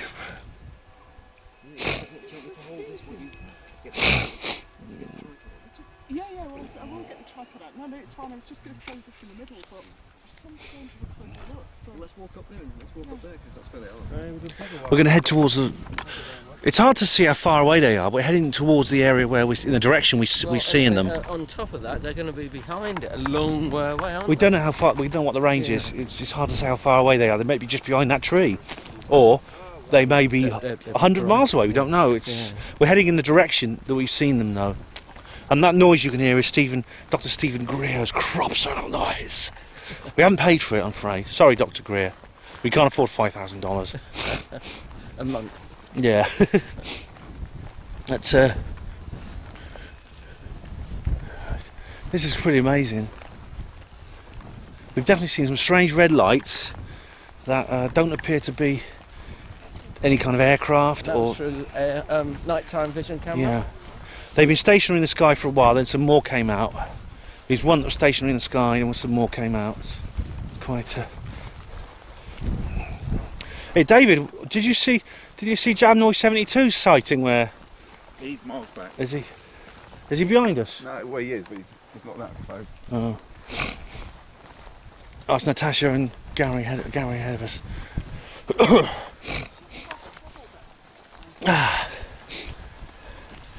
Okay. Alright, Colin, we're getting there. Good thing is, because if they're not friendly, because they're two who are in front, they'll probably take those two out first. I hope so. Yeah. Like Star Trek. Yeah. Hopefully, we'll be able to, when we get to this tree, we'll be able to get more of a kind of like More worried away. triangulate where they are, how far away they are. It's not a very nice smell up here. I'm just wondering where I'm treading. Yeah. Do warn me if I tread in a cow shit.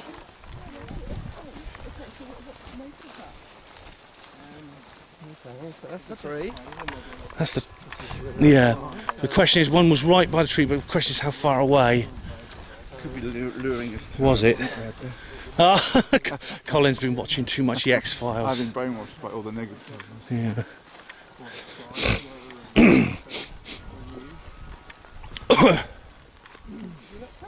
Does that attract them, Natasha? Does that noise? She's doing all that so far. I saw her. Right, now let's see if you can see them, Ben. Yeah, it's. Well, one of them was on the right-hand side of that tree. Well, you were flashing lights in the sky as well to try and. Apparently, some of them respond to lights being flashed in the sky. I'd say we're looking over a plane.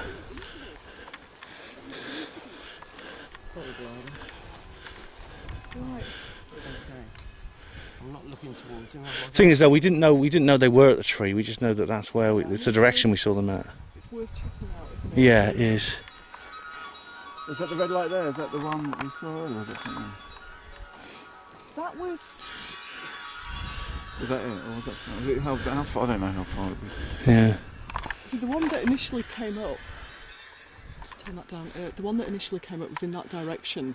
And it was low to the ground to begin with, and it just came up as this ball, Yeah. which is quite similar to what we've been seeing over in kind of UFO Alley, you know.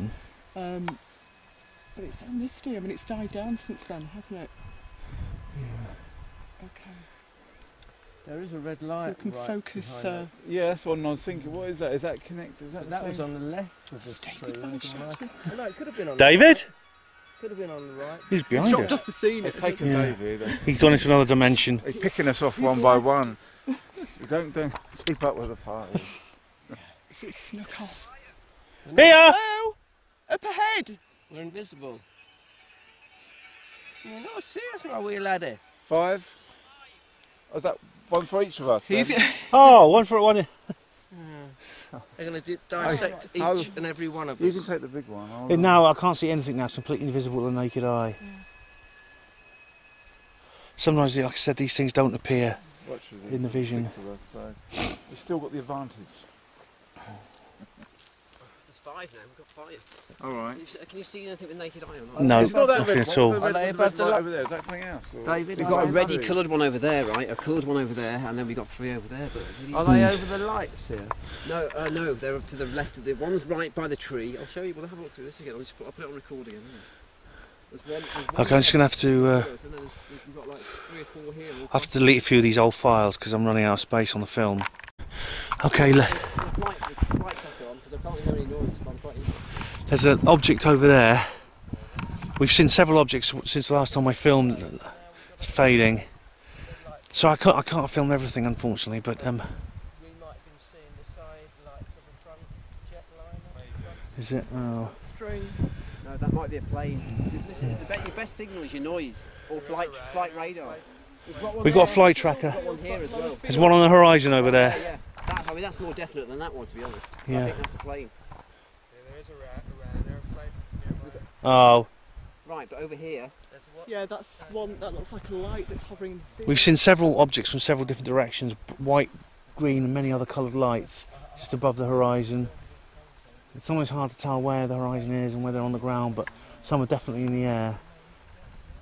I saw several of the objects we saw with the night light. I saw one with a naked eye. It was a bright white moving light above the tree line, in towards the southeast of where we're standing on Knapp Hill.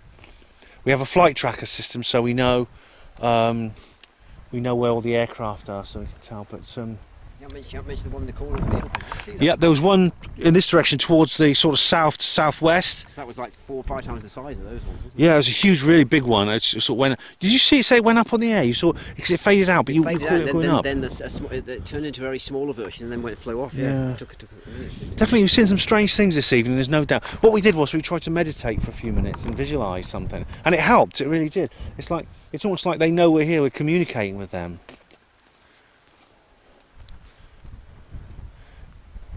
It is a kind of dialogue. I'm sorry you can't see this, Panoramic TV viewers, because unfortunately the camera's not designed for this sort of work. But I can hear aircraft noise now.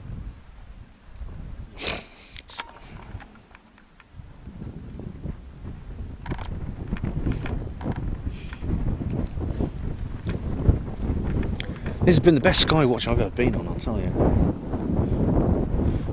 mean, that's the one in the corner was I count that's a pretty damn good sighting. 'Cause that was, Yeah. I mean, that wasn't far away. That was near to us. I'd say. That was really good, yeah.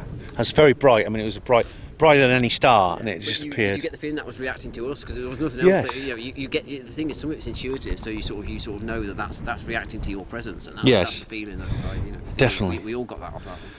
I definitely sense that it's a two-way conversation in a sense. They know we're here. Yeah. They can sense what we're thinking, what we're saying, and they want to communicate with us. They want to. Just behind, yeah. It's just like that. It's just gone out then. Well, let's move down. Do you want me to carry some stuff? Let's move down. It's to intuit maybe.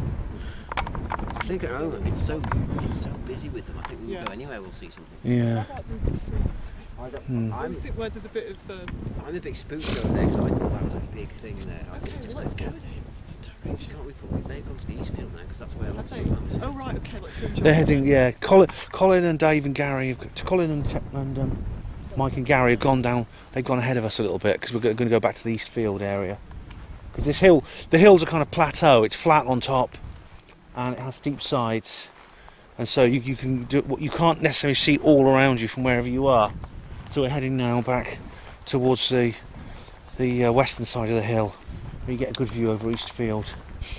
What I'll do is I'll stop filming for a bit, and then I'll let you know, Panorama TV viewers, if something else exciting happens. See you later. Hello. I think so, yeah. Can you come back again? So I know you've done a lot for us, but come back again. Hello. Higher up now. Hello. Wow, beautiful. Oh, you're beautiful. Thank you. Yeah. Hi. Hello. Hi. Oh, there are two of them. There's two. Hello. One. Left or right? So both. Hello. Moving. More than one object, at least two. Oh, thank you. That's beautiful. Thank you. The skeptics. There we go. it's We've back. just spoken about it. Oh. Your ears were burning. Oh, Hugely responsive. that's lovely. And it's more than one object, I think. I think you're right, Ben. I could just make out that there was something behind it. It's like it's two next. Doing. Hi.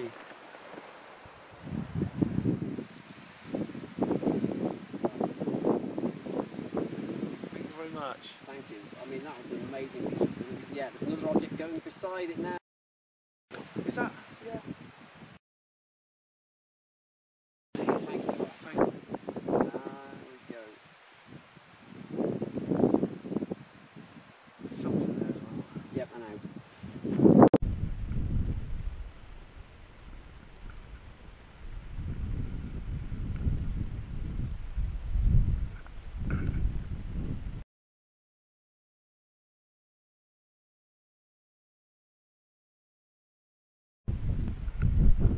Okay, should we ask again?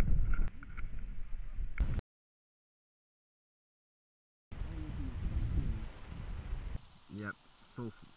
No, that's a good flare up. Okay, it'll fade nicely again, isn't it? Where's the other one? Which? Can you tell me left or right, please? Left or right? It's moving.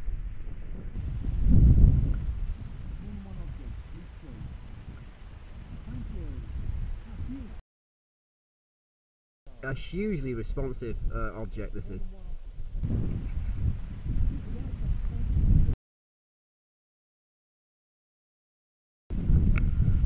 Focusing in. Hang on, I'm going to try zoom in.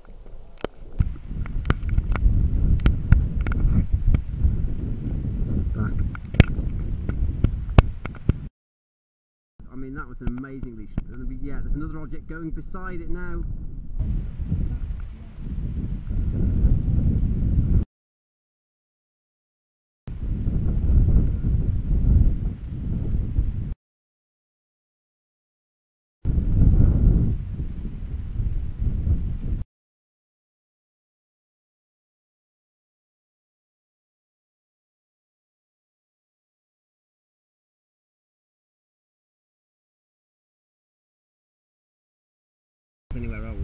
can't be playing stuff hanging around too much. Oh, I'm using the night shot. I can't see. There's one. Yeah, I can see it. Have you got the, try and get the other one then. There's one on the, to the right of the tree, one to the left of the tree. Who's not had a look? It's sleight of hand. They're distracting us while they're putting a massive formation down over there. Behind us, yeah. Thanks, guys. Yeah, that old trick. I am. Excuse me.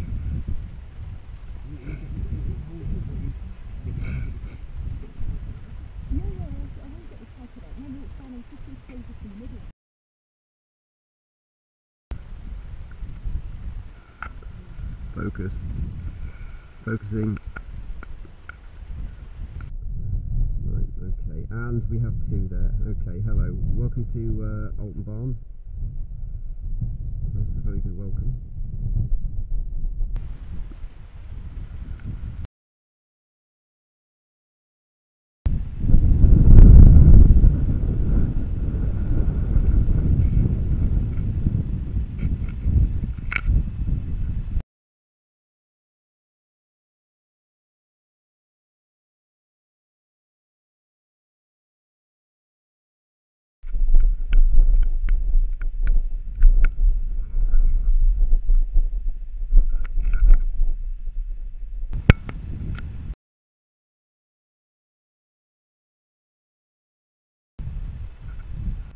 Bit of signalling, look.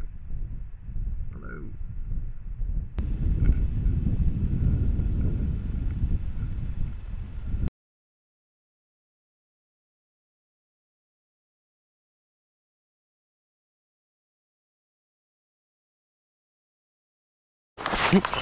Sorry, just get that.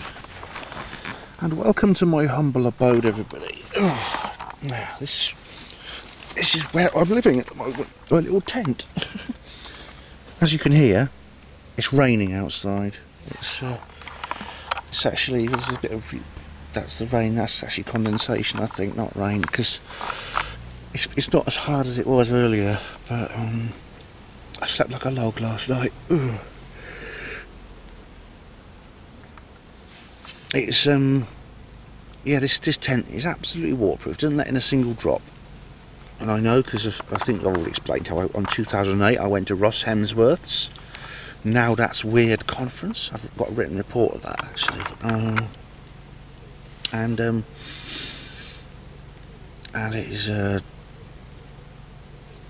and it was absolutely waterproof there. It chucked it down all weekend. It's quite comfy. I've got my sleeping bag here. I've got everything else. Quite simple, really. That bottle over there is not. That's not for drinking. Quite the opposite, in fact. The toilet block is about 100 yards away. I don't want to keep walking back and forth all night, so I use that little bottle there for those purposes. Oh. It's Sunday morning. Now last night, as you know, you've seen the Skywatch videos, which were quite remarkable, but I should talk a little bit about the speakers. Simon Parkes was interesting. Now, I've talked about him before. He's got a strange background for someone who is part of our community, because he's an elected politician. He's a Labour councillor for Whitby in North Yorkshire, on the coast.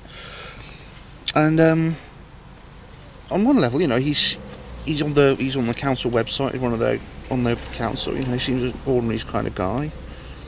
Then he has these kind of experiences, and I think the lesson is that these experiences can happen to anybody, and that they're a part of life for many, many people who may not necessarily talk about it. And there may be other people who are in similar professions to him that don't talk about it. I mean, don't talk about it, keep it quiet. Simon's one of these guys who does have the guts to speak out, so good for him. He's one of the early Amash witnesses when Joanne and Mars were together, and he's basically his whole life he's had experiences with various types of mantid and grey beings, which he considers to be his family. Once his his mother is a grey being, and his wife. He has a lover, a woman, an alien woman, who he has sexual encounters with her, and I think he's married in this world as well, and I think his wife has sort of just come to accept that, you know. But he told us a lot of stuff this time that he hasn't talked about before, like how he talks about the jinn, which is Rosemary Ellen Guiley talks about as well, which are like these kind of like the aliens. They come from the Middle East, the idea from the Middle East, but basically it's very similar to the aliens. He's also talked about RAF Fylingdales, which is a listening station, and near where he lives, and he's been there, and he said it's a highly sophisticated. It's a highly sophisticated listening centre run by the American government, NSA, and he says it can take photographs. This radar is not just like doesn't just you give blips on screen. It can actually take photographs, and all sorts of strange things have happened to Simon. Like he appeared on a birthday card without his knowledge. So it was really good to see him again. I had a quick chat with him. I've got to have another look at some of the artefacts he produced. Look, this is a birthday card where his photograph appears, and he doesn't know how it got there, which is really, really strange when you think about it.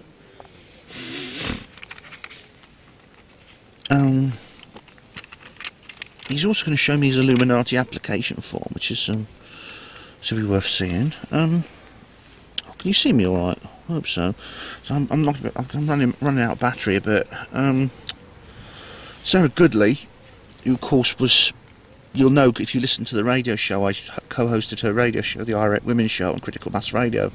She of course is a colleague of mine, and she talks about epigenetics, which is she's a child psychologist. Her sister's a midwife, Kate, who I've talked about before, and together they're running Birth for Life, which is, it's very, very interesting because what they're talking about is that pregnancy, birth, sex, child rearing, all these things are a part of the conspiracy. This is what Sarah has revealed, that these things are a part of the New World Order. Back to all control of these things are a part of the New World Order. And it's funny because what I was talking about with Cello yesterday, about what John Cowie said, and we were talking about the boarding school. This is very often a situation with it applies just as much. That is actually part of the conspiracy. They're basically they're creating psychopaths and pseudo psychopaths out of the elite by sending them to places like Marlborough College, where they get raped and they're bullied. They have no contact with girls and things like that. It's happening to us all in different ways.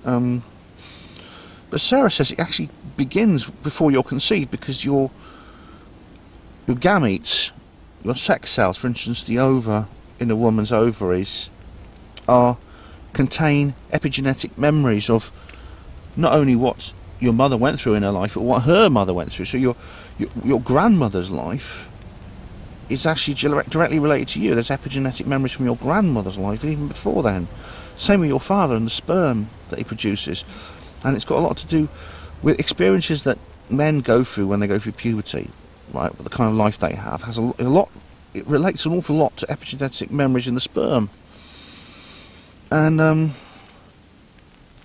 it's really amazing because, like, and of course, it includes things like school milk, pasteurised milk, which of course pasteurisation is just where they boil it and they kill off all the goodness in the milk. And so basically what she's saying is that physical and mental health and genetics is far more complicated than we're led to believe, and that you know, it's firstly vitally important that people are brought up in a loving life, are brought up in a loving family with a loving mother and a loving father. And Sarah says that feminists won't like Sarah because she says that fathers are essential, and Sarah says that of all the people in the world, there are 15% who are immune to mind control, and the reason they're immune to mind control is because they've been grown up in one of these loving families, and a whole lot of the conspiracies about preventing that loving family from preventing children from having that loving upbringing, because they know they can poison the minds not only of the children but also of their children and their children's children, and that's a chain that's got to be broken. That was the theme of Sarah's message. My battery's almost flat and I can't charge it up here. I've got no electric here. I'm going to have to charge it up maybe backstage at the conference. Miriam Janse is a healer. She's from the Netherlands, like my mum. Whenever I see Dutch women, I always think of my mum, her accent and everything. She designed the spiral logo for braces for the conference, and she talks about the healing she does, and it includes nature healing in Richmond Park and tree hugging. That's nothing wrong with that. It's not new. It's not just a new age fad. It has its value, and she's into that, and she talks about hearing voices as well. A lot of people hear voices, and they're often slapped in a straitjacket and given Prozac, but they shouldn't be, she thinks. And she talks about headaches as well. And I didn't quite follow everything she said, unfortunately, but it's very interesting. She talks about the human energy field, spiritual imbalance, and how the extraterrestrials actually help her. She's actually has contact with extraterrestrials who work through her. When she uses her hands-on healing, to get these extraterrestrials behind her. Now, this is rather similar to what Mary Rodwell talked about. But I think I'm going to have to leave it now, because Mary Rodwell, I haven't got time to the battery's almost gone down, so I'm going to have to leave it there and talk to you about Mary Rodwell later. But she's very interesting indeed, and so was Miriam. So all these speakers kind of like fit in together and they complement her. John Cowie leads into Sarah Goodley, but through epigenetics. There's other examples. Interesting stuff. Alright, I'll see you later.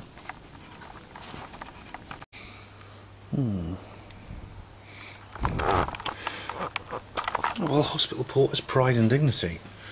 Stop the New World Order. Welcome to Panwo TV yet again. Well, it's now Sunday evening. What a day I've had. What a day I had. Where do I begin? Where do I begin to describe it? The basis conference is over, and I'll have my sort of like thoughts more together, maybe tomorrow when I've had a sleep. But I've had a nice evening, which I will again describe tomorrow. But basically, it's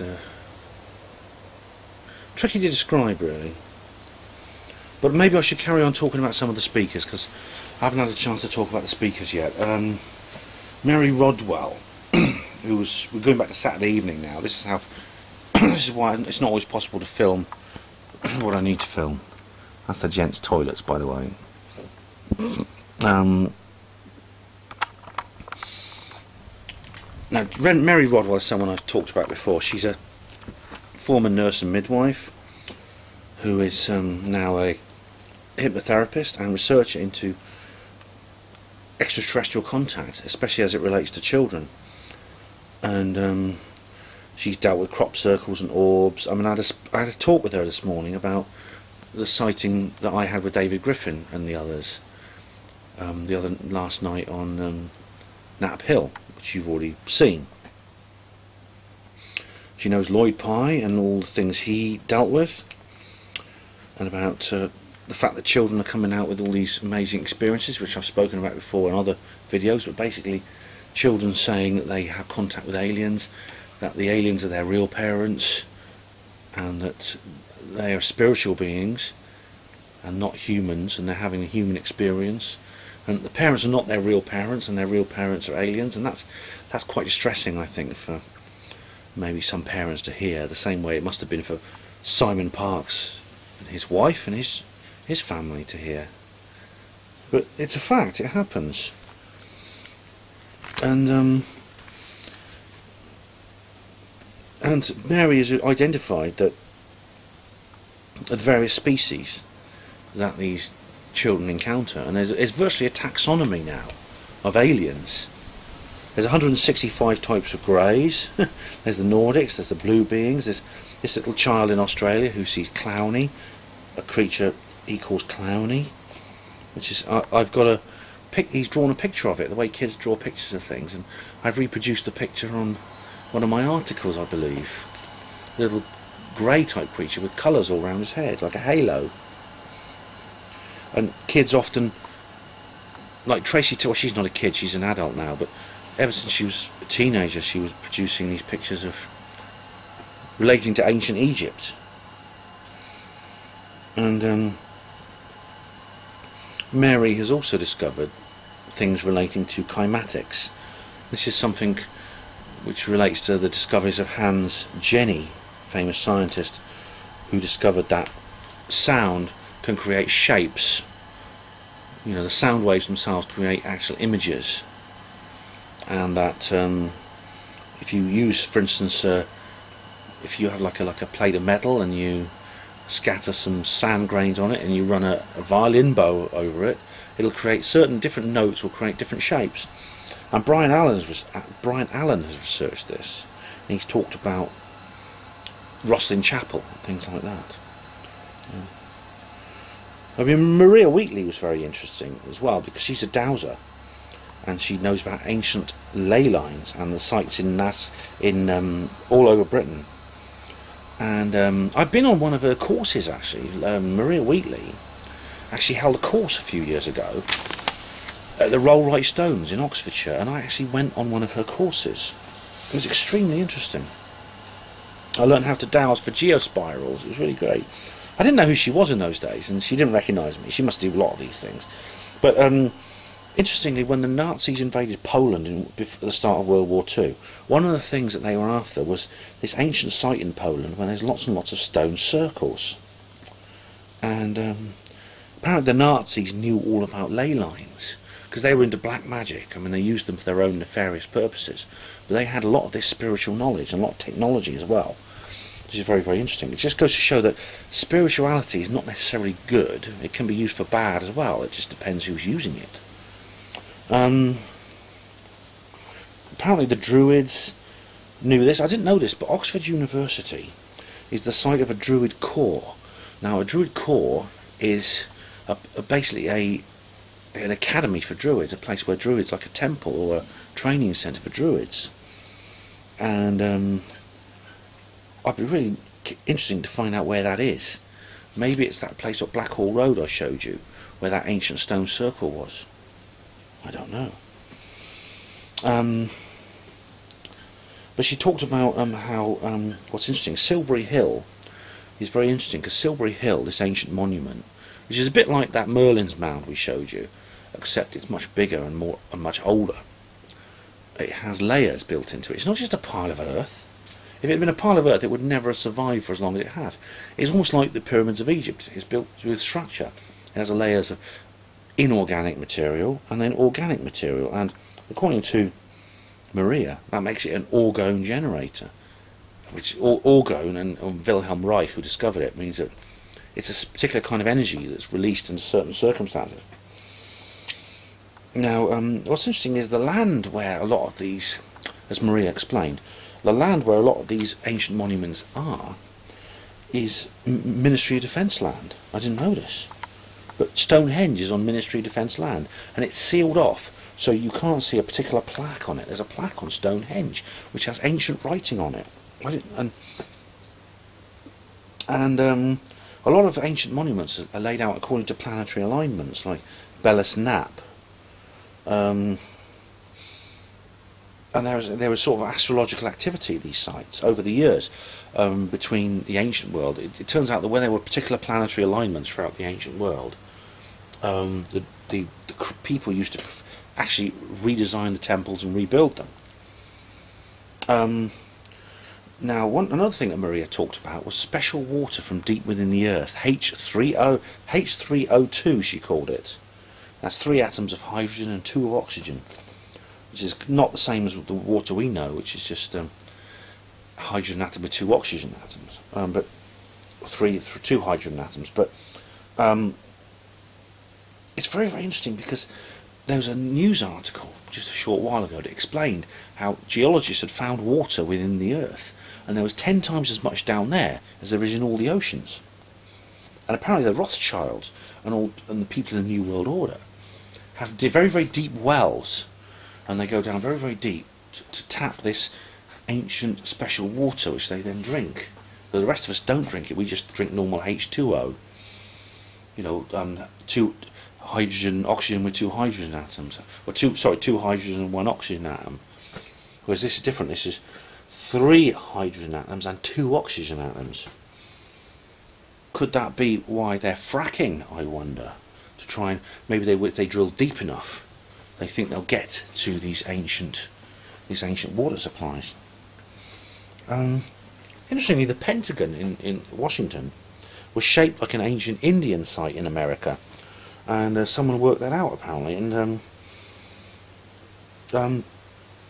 even Victorian, this is really interesting, Victorian prisons and orphanages were built deliberately to be plugged into ancient dark energy away from the positive ley lines. This is very interesting. How do they know? This ties into what I've discovered about Illuminati architecture. And there's a Habsburg site in Liverpool, so Maria was very, very interesting indeed, I thought. Now, coming on to today, we're catching up with ourselves now. Gary Heseltine. Gary Heseltine is the editor of UFO Truth magazine, a former policeman. Now, he's come under an awful lot of criticism during this, well, generally, but in this conference as well. And the criticism is that he's simply using all he wants to do is promote his magazine. He's using this conference as a platform to advertise his magazine, and that's all he wants to do, is just advertise his magazine. Well, yes and no. The fact of the matter is, it's not advertising a magazine for the sake of selling a magazine, and people have been unfair to Gary over this.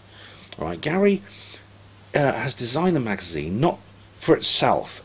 It serves a purpose that Gary believes in. The magazine is simply a means to an end, and the end is the disclosure of UFOs and the awareness of UFOs in this world, and an end to the New World Order, etc., etc., etc. And so Gary is promoting the magazine because for him that's the way he sees this objective being achieved. I mean, Gary doesn't actually make a lot of money off this. He earns a living off it. He takes a living wage off it, and that's it. And all the rest of the profits are ring fenced so that they can be spent on UFO research.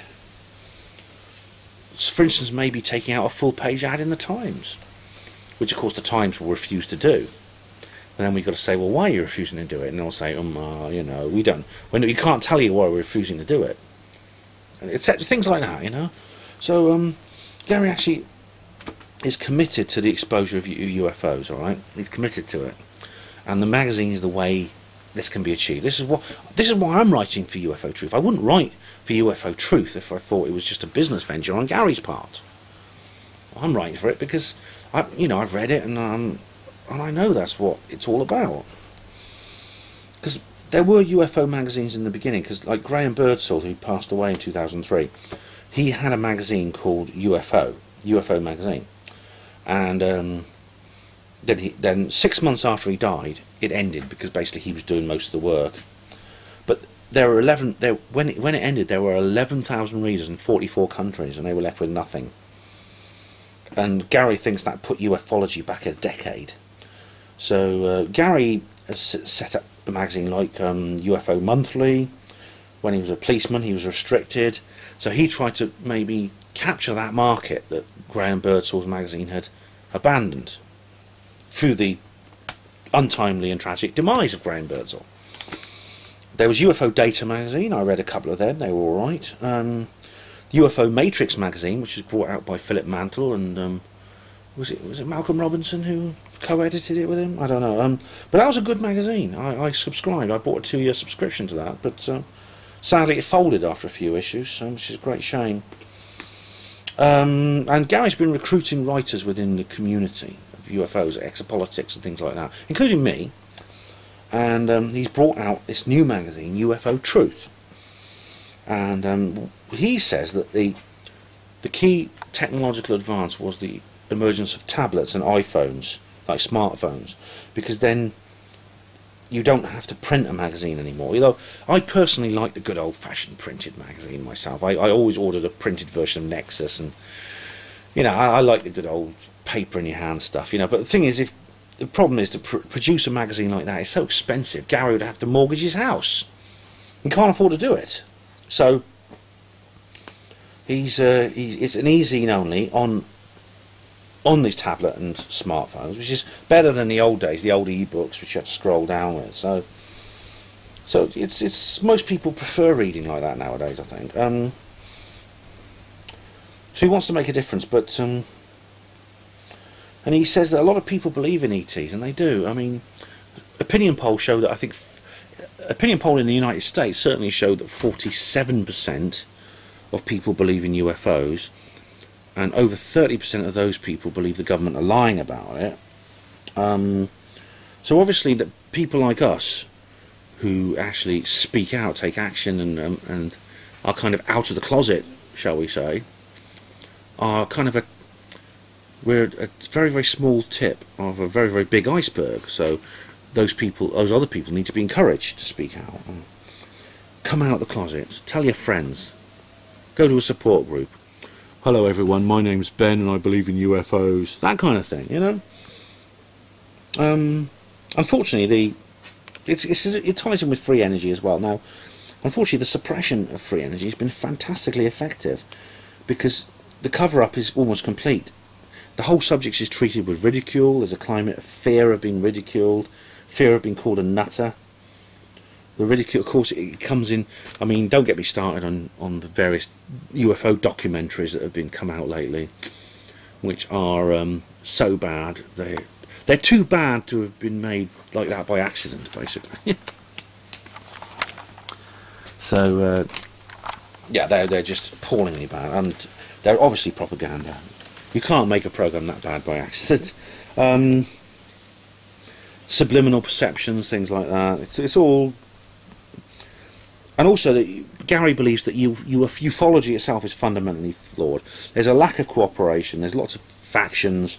There's ego, and this is something that has actually dogged a lot of the community that I'm involved in. And I've been caught up in the middle of all this, because I've refused to play these little power games, and I've been chastised for it. And of course, failure to show the best evidence. Because the evidence is often, as I said, these problems often mean that the best evidence never gets properly processed and gathered. So Gary is suggesting putting a bank of evidence, a bank with all the best evidence in it. So whenever someone in the media comes to you and says, well, there's no evidence for UFOs, is there? There's no. So by Chris French, I can't help impersonating Professor Chris French when I say things like this. There's no evidence for UFOs, and Gary says, well, send them to the bank. That's what you do with the Times if they refuse to put in the full page ad as well. And of course I saw, as you know, I saw some of these things last night. Now according to Gary, apart from pornography, UFOs rank second in the ranking of of internet searches, although I know several other people who make that claim, including spiritualism and things like that. So anyway, we know that pornography is the number one. That's the main thing to realise. Not that I would know that, of course. I have no interest in pornography personally, and if I did, I wouldn't tell you. There's lots of private interest in this. That's what I mean. People looking on the internet for all this. Now, but few of them speak out and take action, according to Gary, and maybe that's true. Actually, I mean, I've known the few people I know. I mean, I was very vocal at the hospital. But I knew a few people who sort of privately agreed with me, like the girl I told you about, the Hungarian girl, who saw this UFO, this cleaner at my hospital, and then she came to me and she told me about it, but she only told me about it because she knew I would listen to her. She kept it quiet apart from that, because of this giggle factor, the ridicule, the climate of fear that Gary talked about. And of course you get the skeptics as well, and of course the skeptics are like the rest of them. The skeptics are very often people who've simply been online, they've looked at some evidence, and they've read Richard Dawkins' book, and well, there's nothing in it. And then you get this leads to apathy and a lack of finance. I mean, Gary is saying, you know, Robbie Williams, a man with more money than brain cells, he's got more pounds than brain cells, and he was involved in this for a while. He went to the Congress even, but it seems it was kind of a phase for him that he seems to have moved on from. So why didn't he like give £1 million or something to ufology? It'd be small change for him.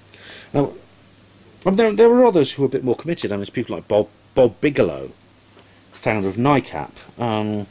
He's a rich philanthropist who actually believes in this, and he went to did an awful lot of good in uncovering things like Skinwalker Ranch. So if there are any rich people out there who have a lot of money, who believe in UFOs, and you want something to spend your money on, well, spend it on us. Pass it on to Gary's fund. And also we've got to unite under a common cause. And that means we've got to reach out to the man on the street in a language they understand. And there's, you know, we've got to...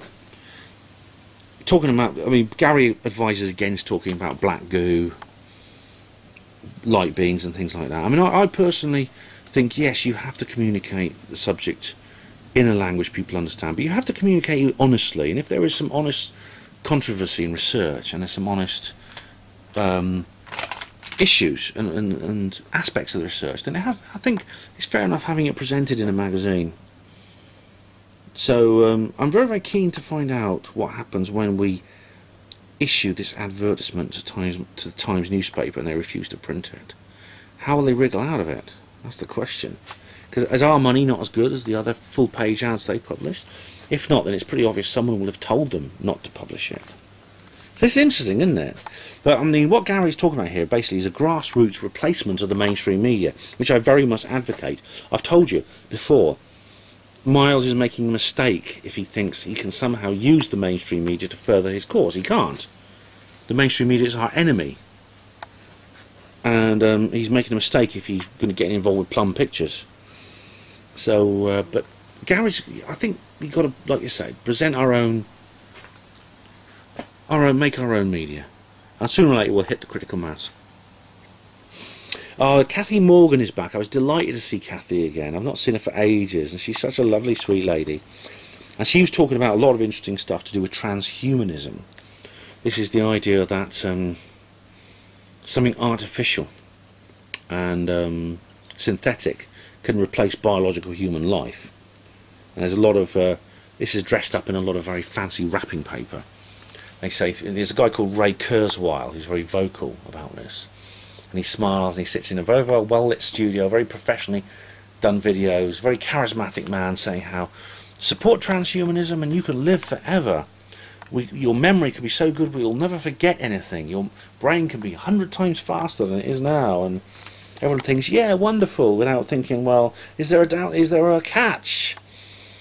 You know, how much of our humanity will be left if we agree to all this? Is there nothing of value in our humanity we might want to keep, which transhumanism will not let us keep, especially if the idea of the idea of the perfect human may be different from the elite class than it is from the working class? These are interesting questions that Kurzweil doesn't recognise. But anyway, Kathy mentions that transhumanism kicked off in 1957 with John Huxley, who was a fellow of the British Eugenics Society. And he has interesting family links because Thomas Huxley was something or other, I don't know, what was he? Was very, very dubious. Thomas Huxley's grandfather was involved with Darwin and the theory of evolution, which, although is partly true, may not be completely true. And his brother was Aldous Huxley, who of course wrote Brave New World, which was a novel, or a 1930 science fiction novel about transhumanism. He was way ahead of its time, that book, about how humans could be genetically modified to fulfill certain purposes in society. Basically, and also John Huxley was founder of UNESCO, which is United Nations of Office of Education, Science, Cultural Office, that's it. and he talks about Sir Joseph. She talks about Sir Joseph Bancroft, about how there was a plan to miscegenate the Irish, in other words, breed them out of existence by forbidding them from breeding. I mean, this is we're talking about the British Eugenics Society. Oh man, and there was a conference called the Psychological Development the Psychobiological Development Conference of the Child in 1953. We're talking about lobotomies, electroconvulsive treatment. These are the people who have designed our psychological system. And Kathy mentions the Tavistock Institute, which I've talked about a lot. It's just a lot of personal issues there with me. The most interesting thing was where she talks about Douglas Adams. Now, Douglas Adams, of course, is someone I'm a big fan of. I don't know if I've told you before, but I love Hitchhiker's Guide to the Galaxy. I love the books, and I love the TV series. The film... Oh, the film's not so good. But Douglas Adams, though, is someone, you know, is really, really hilariously clever, very intelligent, very clever comedy science fiction series. Douglas Adams was a skeptic, and I've forgiven him for that. Nobody's perfect. But according to Kathy, he was involved in this, and there's some elements to Hitchhiker's Guide to the Galaxy which seem to sort of like pay tribute to people involved in this psychological thing. It's really a bit worrying. She talks about the New Age and how the New Age was infiltrated by the CIA and MI5. She mentions a guy called was it Nicholas Saunders, who was apparently part of this, and he appeared on stage with Terence McKenna and Robert Anton Wilson, and that's so sad. I mean, I do hope Terence McKenna and Robert Anton Wilson aren't part of the conspiracy, because I love those guys. But I mean, I suppose we've got to be rational about this, and just, if that's the case, we've just got to deal with it. Now, Kieran Lee Perrin was the next speaker. Now, he's a new face on the block. This is his first ever conference lecture. Now, he's a TI, targeted individual, and he's had a lot of... He actually has implants over his whole body. He was a bit manic, actually, on stage. I mean, he's been there since Friday. He's been here the whole weekend. I found him a bit manic. He was like really a bit hyper, you know what I mean? But he has evidence of what's happened to him. He has MRI scans showing these implants. He calls it wetware all over his body. Now, he used to be living a normal life as a recruitment consultant or something, but now he's basically on the run. And his family are complicit in this, which is very, very strange. He's also been hearing voices from this voice-to-skull technology, which is where they basically beam sounds into your brain through your oral nerves. This is useful for people who are deaf, because it can be used to treat deafness, because you can actually have sound which you couldn't hear through your ears broadcast into your hearing centres of your brain, which sound like you're hearing them even though your ears don't work properly. But of course that technology can be abused, as was always the case. And he says that mind control even begins in the womb, and this ties into what Sarah Goodley was saying. And it's just this guy was... I mean, he's a new figure, but obviously I wish him luck if he is suffering this way. I wish him luck. The next speaker was a very controversial fellow called Matthew Williams. Now he's been doing all the technical stuff for the conference. I've known him for a long time. He's always backstage doing various computers and sound and video and stuff like that. He's a sort of like a video. He's a sort of filmmaking whiz kid. But he's this is the first time I think I've ever seen him actually on stage, and he talked about what he did, because he's actually a circle maker, which means he makes the man-made crop circles. And he's been interested in UFOs and things since he was a child, but he never believed in them. He just thought they were amusing. But then he became an investigator and a journalist when he actually had an encounter when he was a young man driving a car. But he's never been impressed by crop circles. He always thinks that crop circles weren't this kind of like great spiritual thing, you know, which he believed in. And he became 100% man-made hypothesis believer. And he started making his own circles. and he's been prosecuted for making crop circles. In fact, he's the only person ever successfully prosecuted for making crop circles. He was in court and was prosecuted, and it's something that he wears on his shoulder with enormous pride.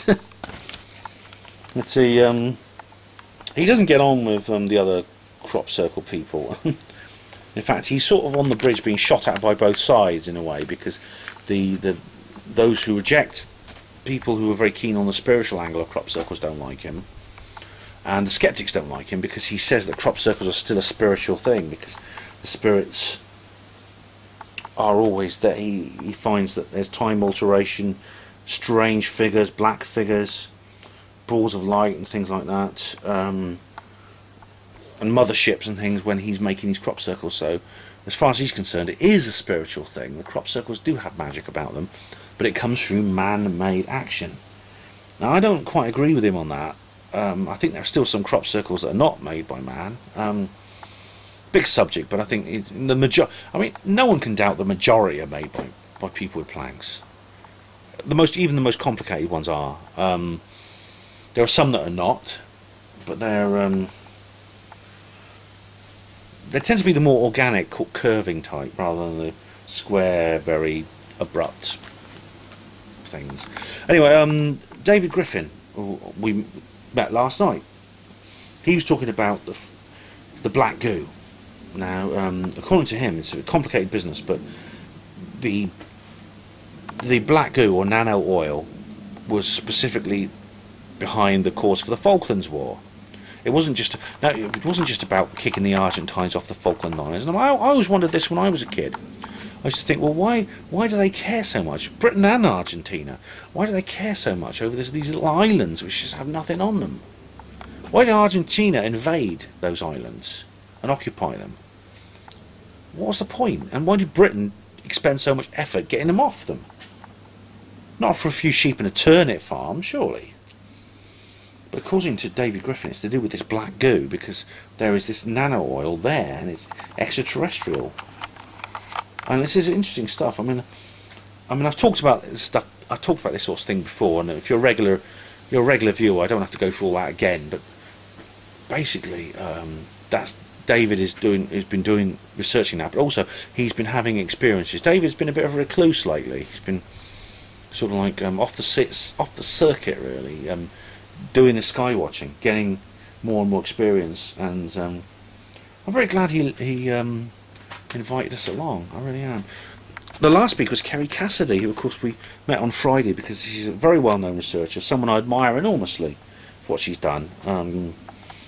Very, very wide. She's done an awful lot of good work. She was on.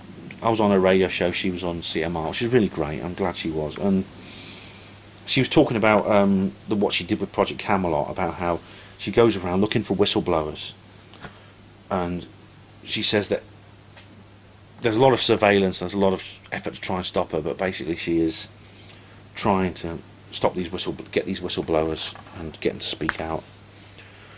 And she's a spiritual person. Kerry says we're spiritual beings having a human experience. Angelic. So this is our choice: angelic humans or robotic supermen. That's what she says for our future. Now, robotic supermen is basically the transhumanist model. And she believes that people from Atlantis are incarnating at the moment. And all this stuff about overpopulation is crap, and I've said that. Basically, she says that the reason there's so many people in this world is because all these souls have incarnated. And the government are putting more and more effort into mind control. And what do they want? This is the thing. I mean, the Illuminati are doing this. What do they want? This is the question. I mean, they want a new world order. I mean, you might ask why. There's deep philosophical questions here. I don't necessarily know the answers, but Kerry's working hard to interview super soldiers. It's not easy because these super soldiers often turn against her afterwards, and she says that's a part of their programming, and they fall out. And she talks about about the finance of it all, about how the black projects are financed through these money getting lost, 3.8 trillion getting lost from the Defence Department budget on the 10th of September 2001. This was announced on that day. Of course, the next day everyone forgot everything, didn't they? But also, I mean, illegal drugs are involved in this. Illegal drugs. And then Bob Dean, she talks about Bob Dean, who's a lovely man, and about the secret space program, and I mean, I can't repeat everything she says here, but it's just so interesting. It's so interesting, and it's been a lovely conference. And I mean, I'll tell you more tomorrow. I'm just a bit tired now, so I'm gonna go in here, then I'm gonna go to bed, and hope you enjoy your evening too. At least it's not raining tonight. Well, it's now Monday morning, and I'm sort of getting ready to go back to the real world, so-called, and just going to go through some of my souvenirs before I do. This is my UFO Truth magazine t-shirt, which I bought from Gary Hazeltine's stall, which is very, very nice, and that's where I'm going next week. This is my UFO Truth magazine hat, because of course I write for the UFO Truth magazine, so I'm trying to promote it. This here is my UFO Truth magazine mug. Yeah, I've got a lot of things from that magazine. After all, I'm a contributor, so well, I've got to promote it, I guess, and it's worth promoting. That mug is good. I mean, I don't actually work in an office, but if I did, I'd certainly get some strange looks from my colleagues, and maybe have a chance to sort of talk to them about a few things. As it is, it'll just be my housemates, but you never know. I might be able to break some ice with them. This is it's my map. Good old maps. I love good old-fashioned map reading. I had to use this to get to the Skywatching venue because Mike's sat-nav wasn't working. Oh, sat-navs have killed the delicate art of map reading. I love maps, and I always will. This is a card from a lady called Shirley Barry, who's a writer, and she's written a couple of books. Sounds very interesting. This is my camping, and this is a forestry commission thing. See, so this is the campsite I'm on. It's their little details about the campsite. This is another card here. This is the card of Kieran Lee Perrin, who was the TI who spoke at the conference. Chronicles of Mind Control Targets. Email, phone number. So yeah, he's sort of like giving his details out so people can reach him. Oh, this is another thing. This is Shirley Barry again. This is nice. Interesting. She's a writer. She's talking to me about writing. That's my notebook. That is this. That's a secret. I can't tell you about that. Not yet. Maybe I will be able to in a future film. The Basis Project. This is the program. The Basis Project which I showed you earlier. What's this? Wait a minute. So a plastic bag with something in it. Oh, it's the interface for my camera. Sorry about that. That's and this is the charger for my camera. The Crop Circle Access Centre, the Wiltshire Museum. There's a Crop Circle Museum being set up, an exhibition at the Devizes in the Wiltshire Museum. Yes, I'm going to be going to see that before I go home, I hope. That there is a sticker, a Basis Project sticker, which I bought. That's my pen. That's Exopolitics magazine. Very good read, that is. That's good. That's my Adventures Unlimited press brochure. They stopped. I think David Hatcher Childress stopped sending me these things, and I didn't buy anything from him for a while. Nexus magazine. So that's my souvenirs for this particular trip. I'll just have a look around here. Oh, look at this. This is familiar territory. For the third time in 3 months, I am back at the Barge, and there's the Barge, and I'm here with Colin. Hello. And Colin and I have just been in the Crop Circle, Silent Circle Cafe. That shipping container there is actually the Silent Circle Cafe, which is used to be at the Aisbury, now here in at Honey Street, Right. behind the background of the Barge. The other great. And that there is Kathy Morgan behind the window. Yeah, we're going to go in and say hello to a few people, but this is wonderful. We managed to get to the Barge again. And I'm here with Colin, and I just wanted to... I was talking about the speakers and things like that, and I just wanted to get Colin's take on the whole situation. What did you think of the conference? I really enjoyed it. I think it was as good as conference I've ever been to. Same, I'm not just saying that because I'm slightly biased. Obviously, I saw on the Facebook page and stuff. But no, I think it went superbly well. And I can't really pick out my favourite speaker as such, but it's hard to know, isn't it? Yeah. No, I just thought it was great. Yeah, it is.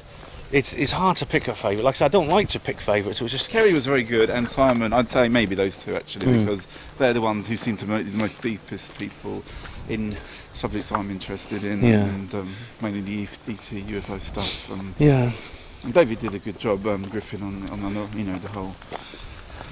It was nice to see David Griffin. I think that one of the things I liked best about this conference was seeing David Griffin again, who is a good mate of mine, and I've not seen him for ages.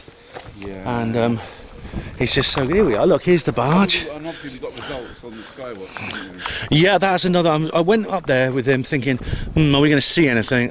Well, I'm not so sure, but we did end up seeing. We saw some things. We saw some things, and he recorded some as well, which is even more interesting. So we had a lovely time of it and seeing those strange things in the sky was really, really quite incredible. And this is, you'll remember this, the weather's a little bit better today. It has been raining, it's been sun and showers, it's been quite interesting weather, hasn't it? But we're just going to go inside and just I should show you around, because there we go. I mean, if we just remind people, this is the centre of crop circle culture. And there are some new attractions here. Is it okay? Just fine. Oh, no, yeah. Is it all right if I just get a shot of you these ales and things? Is that all right? Thanks very much. There's Area 51 side you'll be familiar with from the last film. He looks familiar.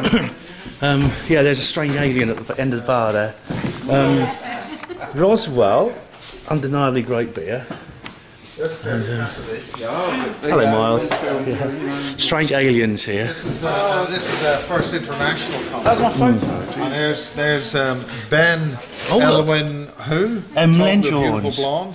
There's me. Kerry Cassidy interviews. That's right. I was on Kerry Cassidy's show, and she's absolutely delightful. And if she's watching this, I just want to say thanks. That was really great to have her on the show. Basically, all you were really doing was asking her what the time of the day was, and Kerry Cassidy is saying, Ben, what stupid-ass question is that? He's asking about the weather, basically. I mean, really, what are you asking about the weather, as Colin probably rightly says? Oh, but she was lovely. People said, if she interviews you ever, she's going to be really, really bitchy. But no, she's absolutely delightful. Look at this. Away with the fairies. Away with the fairies, yeah. And a particle accelerator cider as well. I mean, there's this. You don't get these in the pubs in Oxford. No, I should have had them. I've had that before, actually. Another very good picture taken by Gary. All the public photos are from Gary. He's got a very good angle there. He's got amazing. But he's really into it. Really, he made some really good. She's a very beautiful lady, and also very intelligent, very brilliant woman. Fascinating, really, really into the subjects we're into. And I went on one of her courses once. I went on a dowsing course with Maria. It was absolutely fascinating. And she doesn't remember me because she must do all these courses all the time. She's a very busy woman. Yeah. I've got beer in the fridge. But Miles here is the mastermind. Miriam, do you want to be on her panel on TV? Is that all right? Yeah, I'm afraid this is Miriam. Yes, but I can be out of the picture right now if you want to talk to Miles. No, but you were a speaker at the conference. I was a speaker and it was a delight. You were very good, yeah. Talk about Eden. It was really very inspiring to be in this crowd. I mean, to be among the speakers and really well done, Miles. Yeah. Well, actually, we are technically having Bases at the Barge too, because we've got so many people from the Bases project thing that we're all basically having an official Bases at the Barge meetup here at the Barge Inn, which is why it's Bases at the Barge. Yeah, there's quite a collection here. I mean, almost as many as last time. And we've got in the room, we've got a couple of interesting guys in the room where we had the conference, and we're here. We've got to go home in a minute, and I don't think I'm comfortable. One of the attendees at the conference, he came from Vancouver. Yeah, he was a very interesting chap. He was. He's actually was explaining how. Yeah, Josh. Epileptic fits are actually another state. But you did an interview with him, right? He did a basic. I met him. Base 32. Yeah, he came to the curry house with us. He's a very, very quiet, very sort of like shy guy, very intelligent, extremely bright, extremely wise. His dad's from England. It's amazing. Yeah, but, maybe you should ask Miles about the next Spaces conference and see what he says. Is there going to be another one, Miles? It's going to be in Amsterdam. We're talking about the next Spaces International Conference. I'm planning to do this in Amsterdam, but I mean, we really got to plan this. Wow, put me down for a seat. Obviously, it's going to be a lot more expensive for people to go there and stay there and things. So we're dealing with. We want to. I find if you put the price up, maybe £200 a ticket, the kind of quality of people that come along just come in droves, because if you're paying that much, it must be really, really good. Yeah, but exactly, that's the way. And it's in Amsterdam, it's exotic. We can nip into we can have a spliff. I mean, nip into the well, I just want to prostitutes and things like that as well. I just like the coffee shops. The coffee shop's very good. Yeah. The Rakes Museum. Look at the paintings in the Rakes Museum. Well, it used to be a Nexus conference, didn't it? It used to be a Nexus conference. They don't do that. Miriam, where do you think we should hold a conference in Well, the funny thing is Amsterdam? that it has been a Frontier conference here, and Herman Hegel stopped organising it. Yeah, was that to do with Nexus Frontier? Yes. I went to the Frontier Bookshop. The Frontier Bookshop helped organise. They were a local ground crew for the Nexus conference. There were 3 Nexus in the Transupolsky Hotel, which is a lavish hotel in the centre of Dam Square. Yeah, the Frontier Bookshop is a brilliant bookshop. It's rather like the Inner Bookshop in Oxford, and it's got. And anybody interested in running it, just give him a call. Yeah, that's up for sale. He's concentrating on other projects, so it might be. Right, yeah. But there's a guy in Utrecht who did a conference called Earth and Beyond. There were a lot of beautiful speakers there. And it was really attracting a lot of people that normally don't come to a show like this. But it got more modest in the information. So there will be a need for this kind of exchange. Miles, just get your ass to Amsterdam. Yeah, definitely. And Miles has got his resplendent in his own basis project. Oh yes, I'm actually wearing my Ryan t-shirt. We could do a one-day conference, maybe. Well, I think one day we're planning on having 3 midday conferences a year at Bouverie Hall in Pusey, which is right beside the Pusey rail station, and I think by just having a one-day thing, people can come. That'd be nice, yeah. You'll maybe have 3, maybe 4 speakers. Yeah. Well, keep us posted, Miles, and we're always happy at Herpanmo to support this brilliant project you're on. And the important thing about the Basis project is you're going to have a fuck-off size screen, bloody humongously big. Cinematic size. You can't see the end. Yeah. And he had that, didn't he? Cinematic size, brilliant, and then everyone can sit back and relax, and it'll be really, really nice. Yeah. Now the important thing is, Ben, we have to announce formally that as of now, August the 11th, 2014, that the alien abduction beer has now finished. It has. It's gone. It's finished. Who had the last glass? The point is that when there's this TV program, Channel 4, which we talked about, I think, before. Yeah. We don't know when that's going to go out, or whether it's going to be good, bad, or different. I think I've got an idea. They were on no show. We'll see. The important thing is. I'd love to be proved wrong, but I doubt it. The important thing is that we did actually promote the Barge here quite a lot with the green beer. That's not going to be available until Easter. Oh, that's a shame. Because it's made from green hops and it's very organic and very nice. Alien abduction ale. It's very good. But you've had the last glass, I believe. I've had the last glass, but there may be a secret glass still there. Oh, right. Could just check that out. If you're very well behaved and you're very nice in this pub, you might get a secret glass. But well, Miles, thank you very much. So the main thing about the Basis Project Conference is that it was put on by an awful lot of really, really good people in the background. Definitely. Like some wonderful ladies here, which helped out in the background, keeping me in the straight and narrow. Definitely, and, she does. We know you do. Matthew Williams and the Marlborough College people did a tremendous amount of cooperation there. The food was tremendous. Oh, the catering was fantastic. Catering, Buttercup Services, catering. I never really got a proper thank you for everybody, but really lots of very good people put a lot of energy. Roma Harding put a lot of energy into the organising of people at the front door. And Basti and Maria started supporting you from the beginning. That's right. Really, Maria Wheatley actually is key to the really sensitive qualities. So even though this is actually a very dark subject, very serious warnings about really our impending, I mean, we don't wake up and stop what's happening to us. or recognise it's happening in the first place, we've got to really switch on, do some affirmative positive action. Even though it was a very dark subject, which is why I deliberately didn't speak very long. Like, shut up now, Miles. We had an awful lot of very good people provide positive messages, but at the same time, we really have got to wake up. Well, you know what I always say, I mean, if you think what we're talking about at the Basis Project is disturbing, think how disturbing it would be if we were not talking about it and nobody knew about it. Think how much worse that would be. Isn't that right? I would be devastated. And that's enough from me. And Miles? Maybe you could. And from MJ and MJ. Both MJs, the two MJs, Miriam, Miles Johnson, Miriam Answer. But maybe you can. Are you going to make videos? The whole thing's on high definition. We did a pre-mix, and hopefully that's all stuck. We have to check that all the lectures actually stuck on the hard drives, and we did backup recordings on the cameras, which is why people see me going to the back room taking tapes out. That's right, all right. Tape's the only safe method. We'll see if everything's stuck. And I'm in the middle of a house move for the last 7 months. Yeah. And hope when that gets sorted out, we'll have the edits up, but we'll have them available as DVDs, because not everybody's got high-speed broadband. That's it, yeah. And like most people don't have high-speed. But you will put something on YouTube as well before that, right? And they make a perfect gift, these DVDs, I find.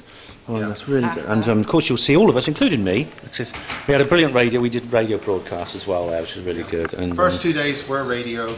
Sarah Goodley, brilliant woman, contributed. Her computer got blown up and everything else. And we also had the very first cyborg who's come forward.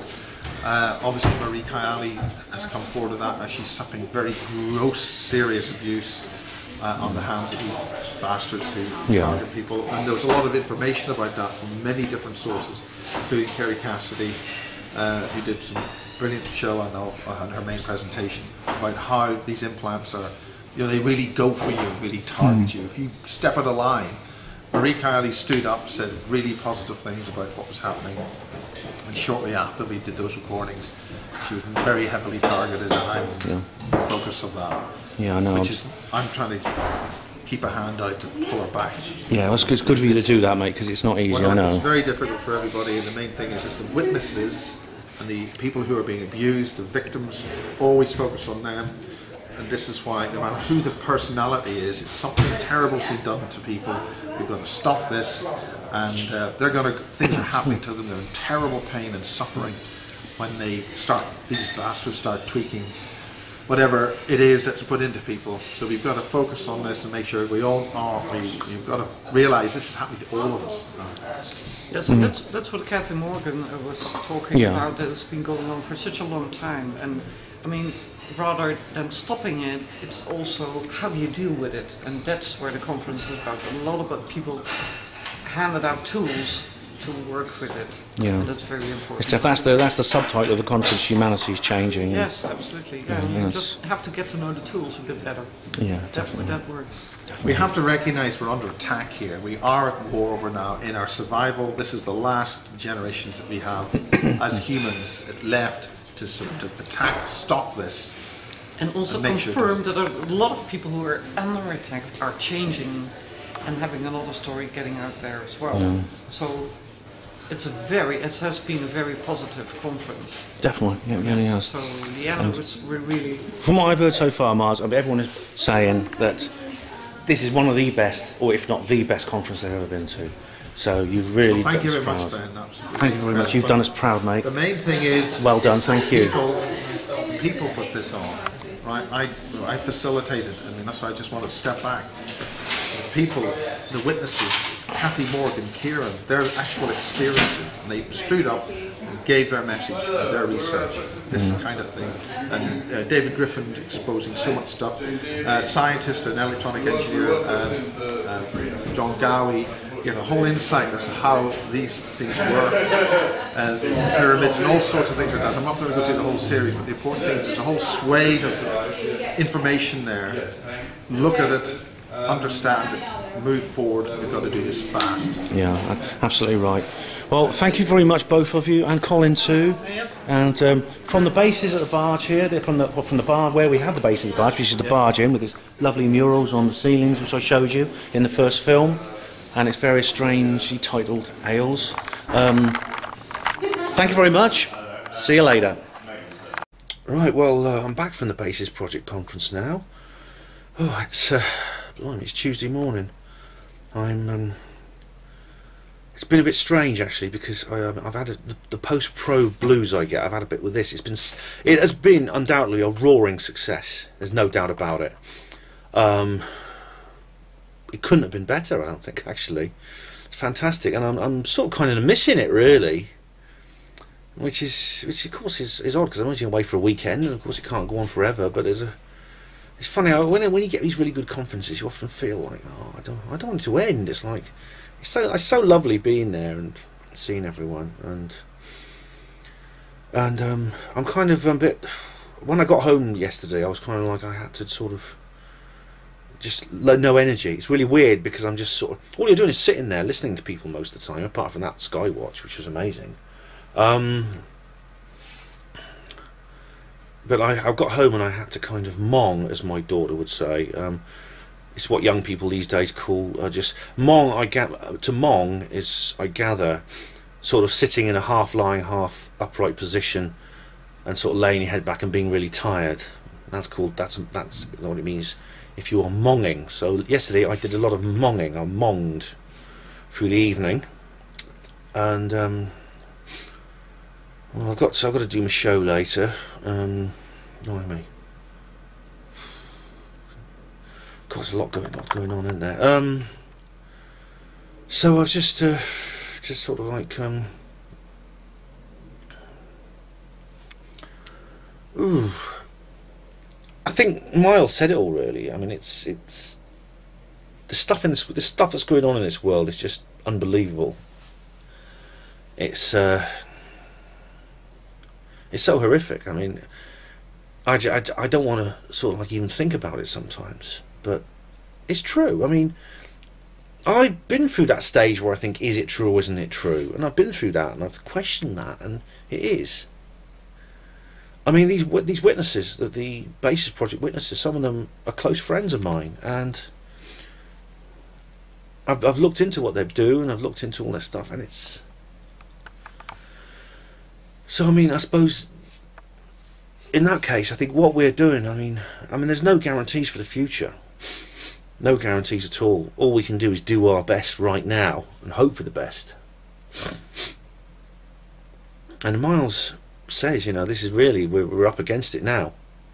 With all the stuff, GMOs, vaccines, chemtrails, electromagnetic weapons. Really, it's all being... It's all being levelled at us at the same time, and I think, oh, look at that, and I think, how the hell can we possibly survive? I don't know, I suppose the fact that people are talking about it gives me hope. The fact that events like this take place, and other events, you know, like Richard D. Hall's event the other week, which I wrote about, and the UFO Truth Magazine conference next weekend, which I'm going to as well. I won't do a video report actually for the UFO Truth Magazine conference, because I did one last year, and I don't want to sort of jump the shark, as Niall Murphy would say, of Shamanic Freedom Radio. Jump the shark means repeat yourself, and I don't want to be one of these YouTubers who just does the same thing over and over again. So I'll probably do a written report for that, certainly, but not a video reportage. I probably won't even take my camera, because I'm camping again, which means I can't take too much luggage. It's much further away as well. It's Holmfirth, West Yorkshire. Oh, but I mean, along with all the bad news, I mean, there's a lot of inspiration as well. There's a lot of joy. There's a lot of I think it gives our life meaning. These events do, because if you don't, I think if I didn't go to these conferences, I'd probably get addicted to crack or something, because what would be the point of living? What would be the point of living if there was no hope? If I couldn't go to an event where I'd meet other people who would give me hope, and I could communicate with on that level, if I could do something and say things and be among, in a community and in an atmosphere and in a place where I can feel that we're taking action, we're actually doing something to put a stop to all this evil, this nightmare. I think it was one of the Aztec kings, Manco Capac, shortly after the Spanish conquest of Mexico by the conquistadors. Manco Capac, the puppet king, who'd been installed by the Spanish, rebelled against the Spanish rulers, and he called a meeting in the basement, and he said, when he was making his plans, and he was saying what everyone had to do, he said, maybe we can then awaken from this nightmare. And that's how I feel right now. I feel like Manco Capac, the king. I feel like we need to awaken from this nightmare, and I hope we can. And I think events like the Basis Project Conference makes me believe we can one day awaken from this nightmare. Because, like I said, I mean, I honestly thought, if I honestly thought we couldn't, and I honestly thought the New World Order was inevitable, and we were doomed, that I wouldn't want to live. Because what would I have to look forward to? What would my family, my daughter, my brother, what would they have to look forward to? What would this planet, this beautiful planet of ours, have to look forward to? So I don't believe it, luckily, and that's basically why I'm still here. It's no exaggeration to say that. So thank you very much, Miles. Thank you, Miriam. Thank you, Busty. Thank you, Colin. Thank you, everybody who was involved in this wonderful weekend. And can't wait for next year. And thank you, Hapanwo TV viewers, for watching and sharing this experience with me. You know, all these wonderful things. The radio show Friday night is just fantastic. You know, I've always wanted to meet Kerry Cassidy and work with her, and I did. And that Skywatch was brilliant. I got to see a UFO, and the audience were brilliant. Oh, it's just, and the speakers were brilliant. And I'm gushing now. I'm gushing. I need to go out and get drunk, I think, or at least get drunk. Can't go out. So thanks for watching this Basis Project Conference 2014 on Hapanwo TV. Hospital Porters, Pride and Dignity, Stop the New World Order.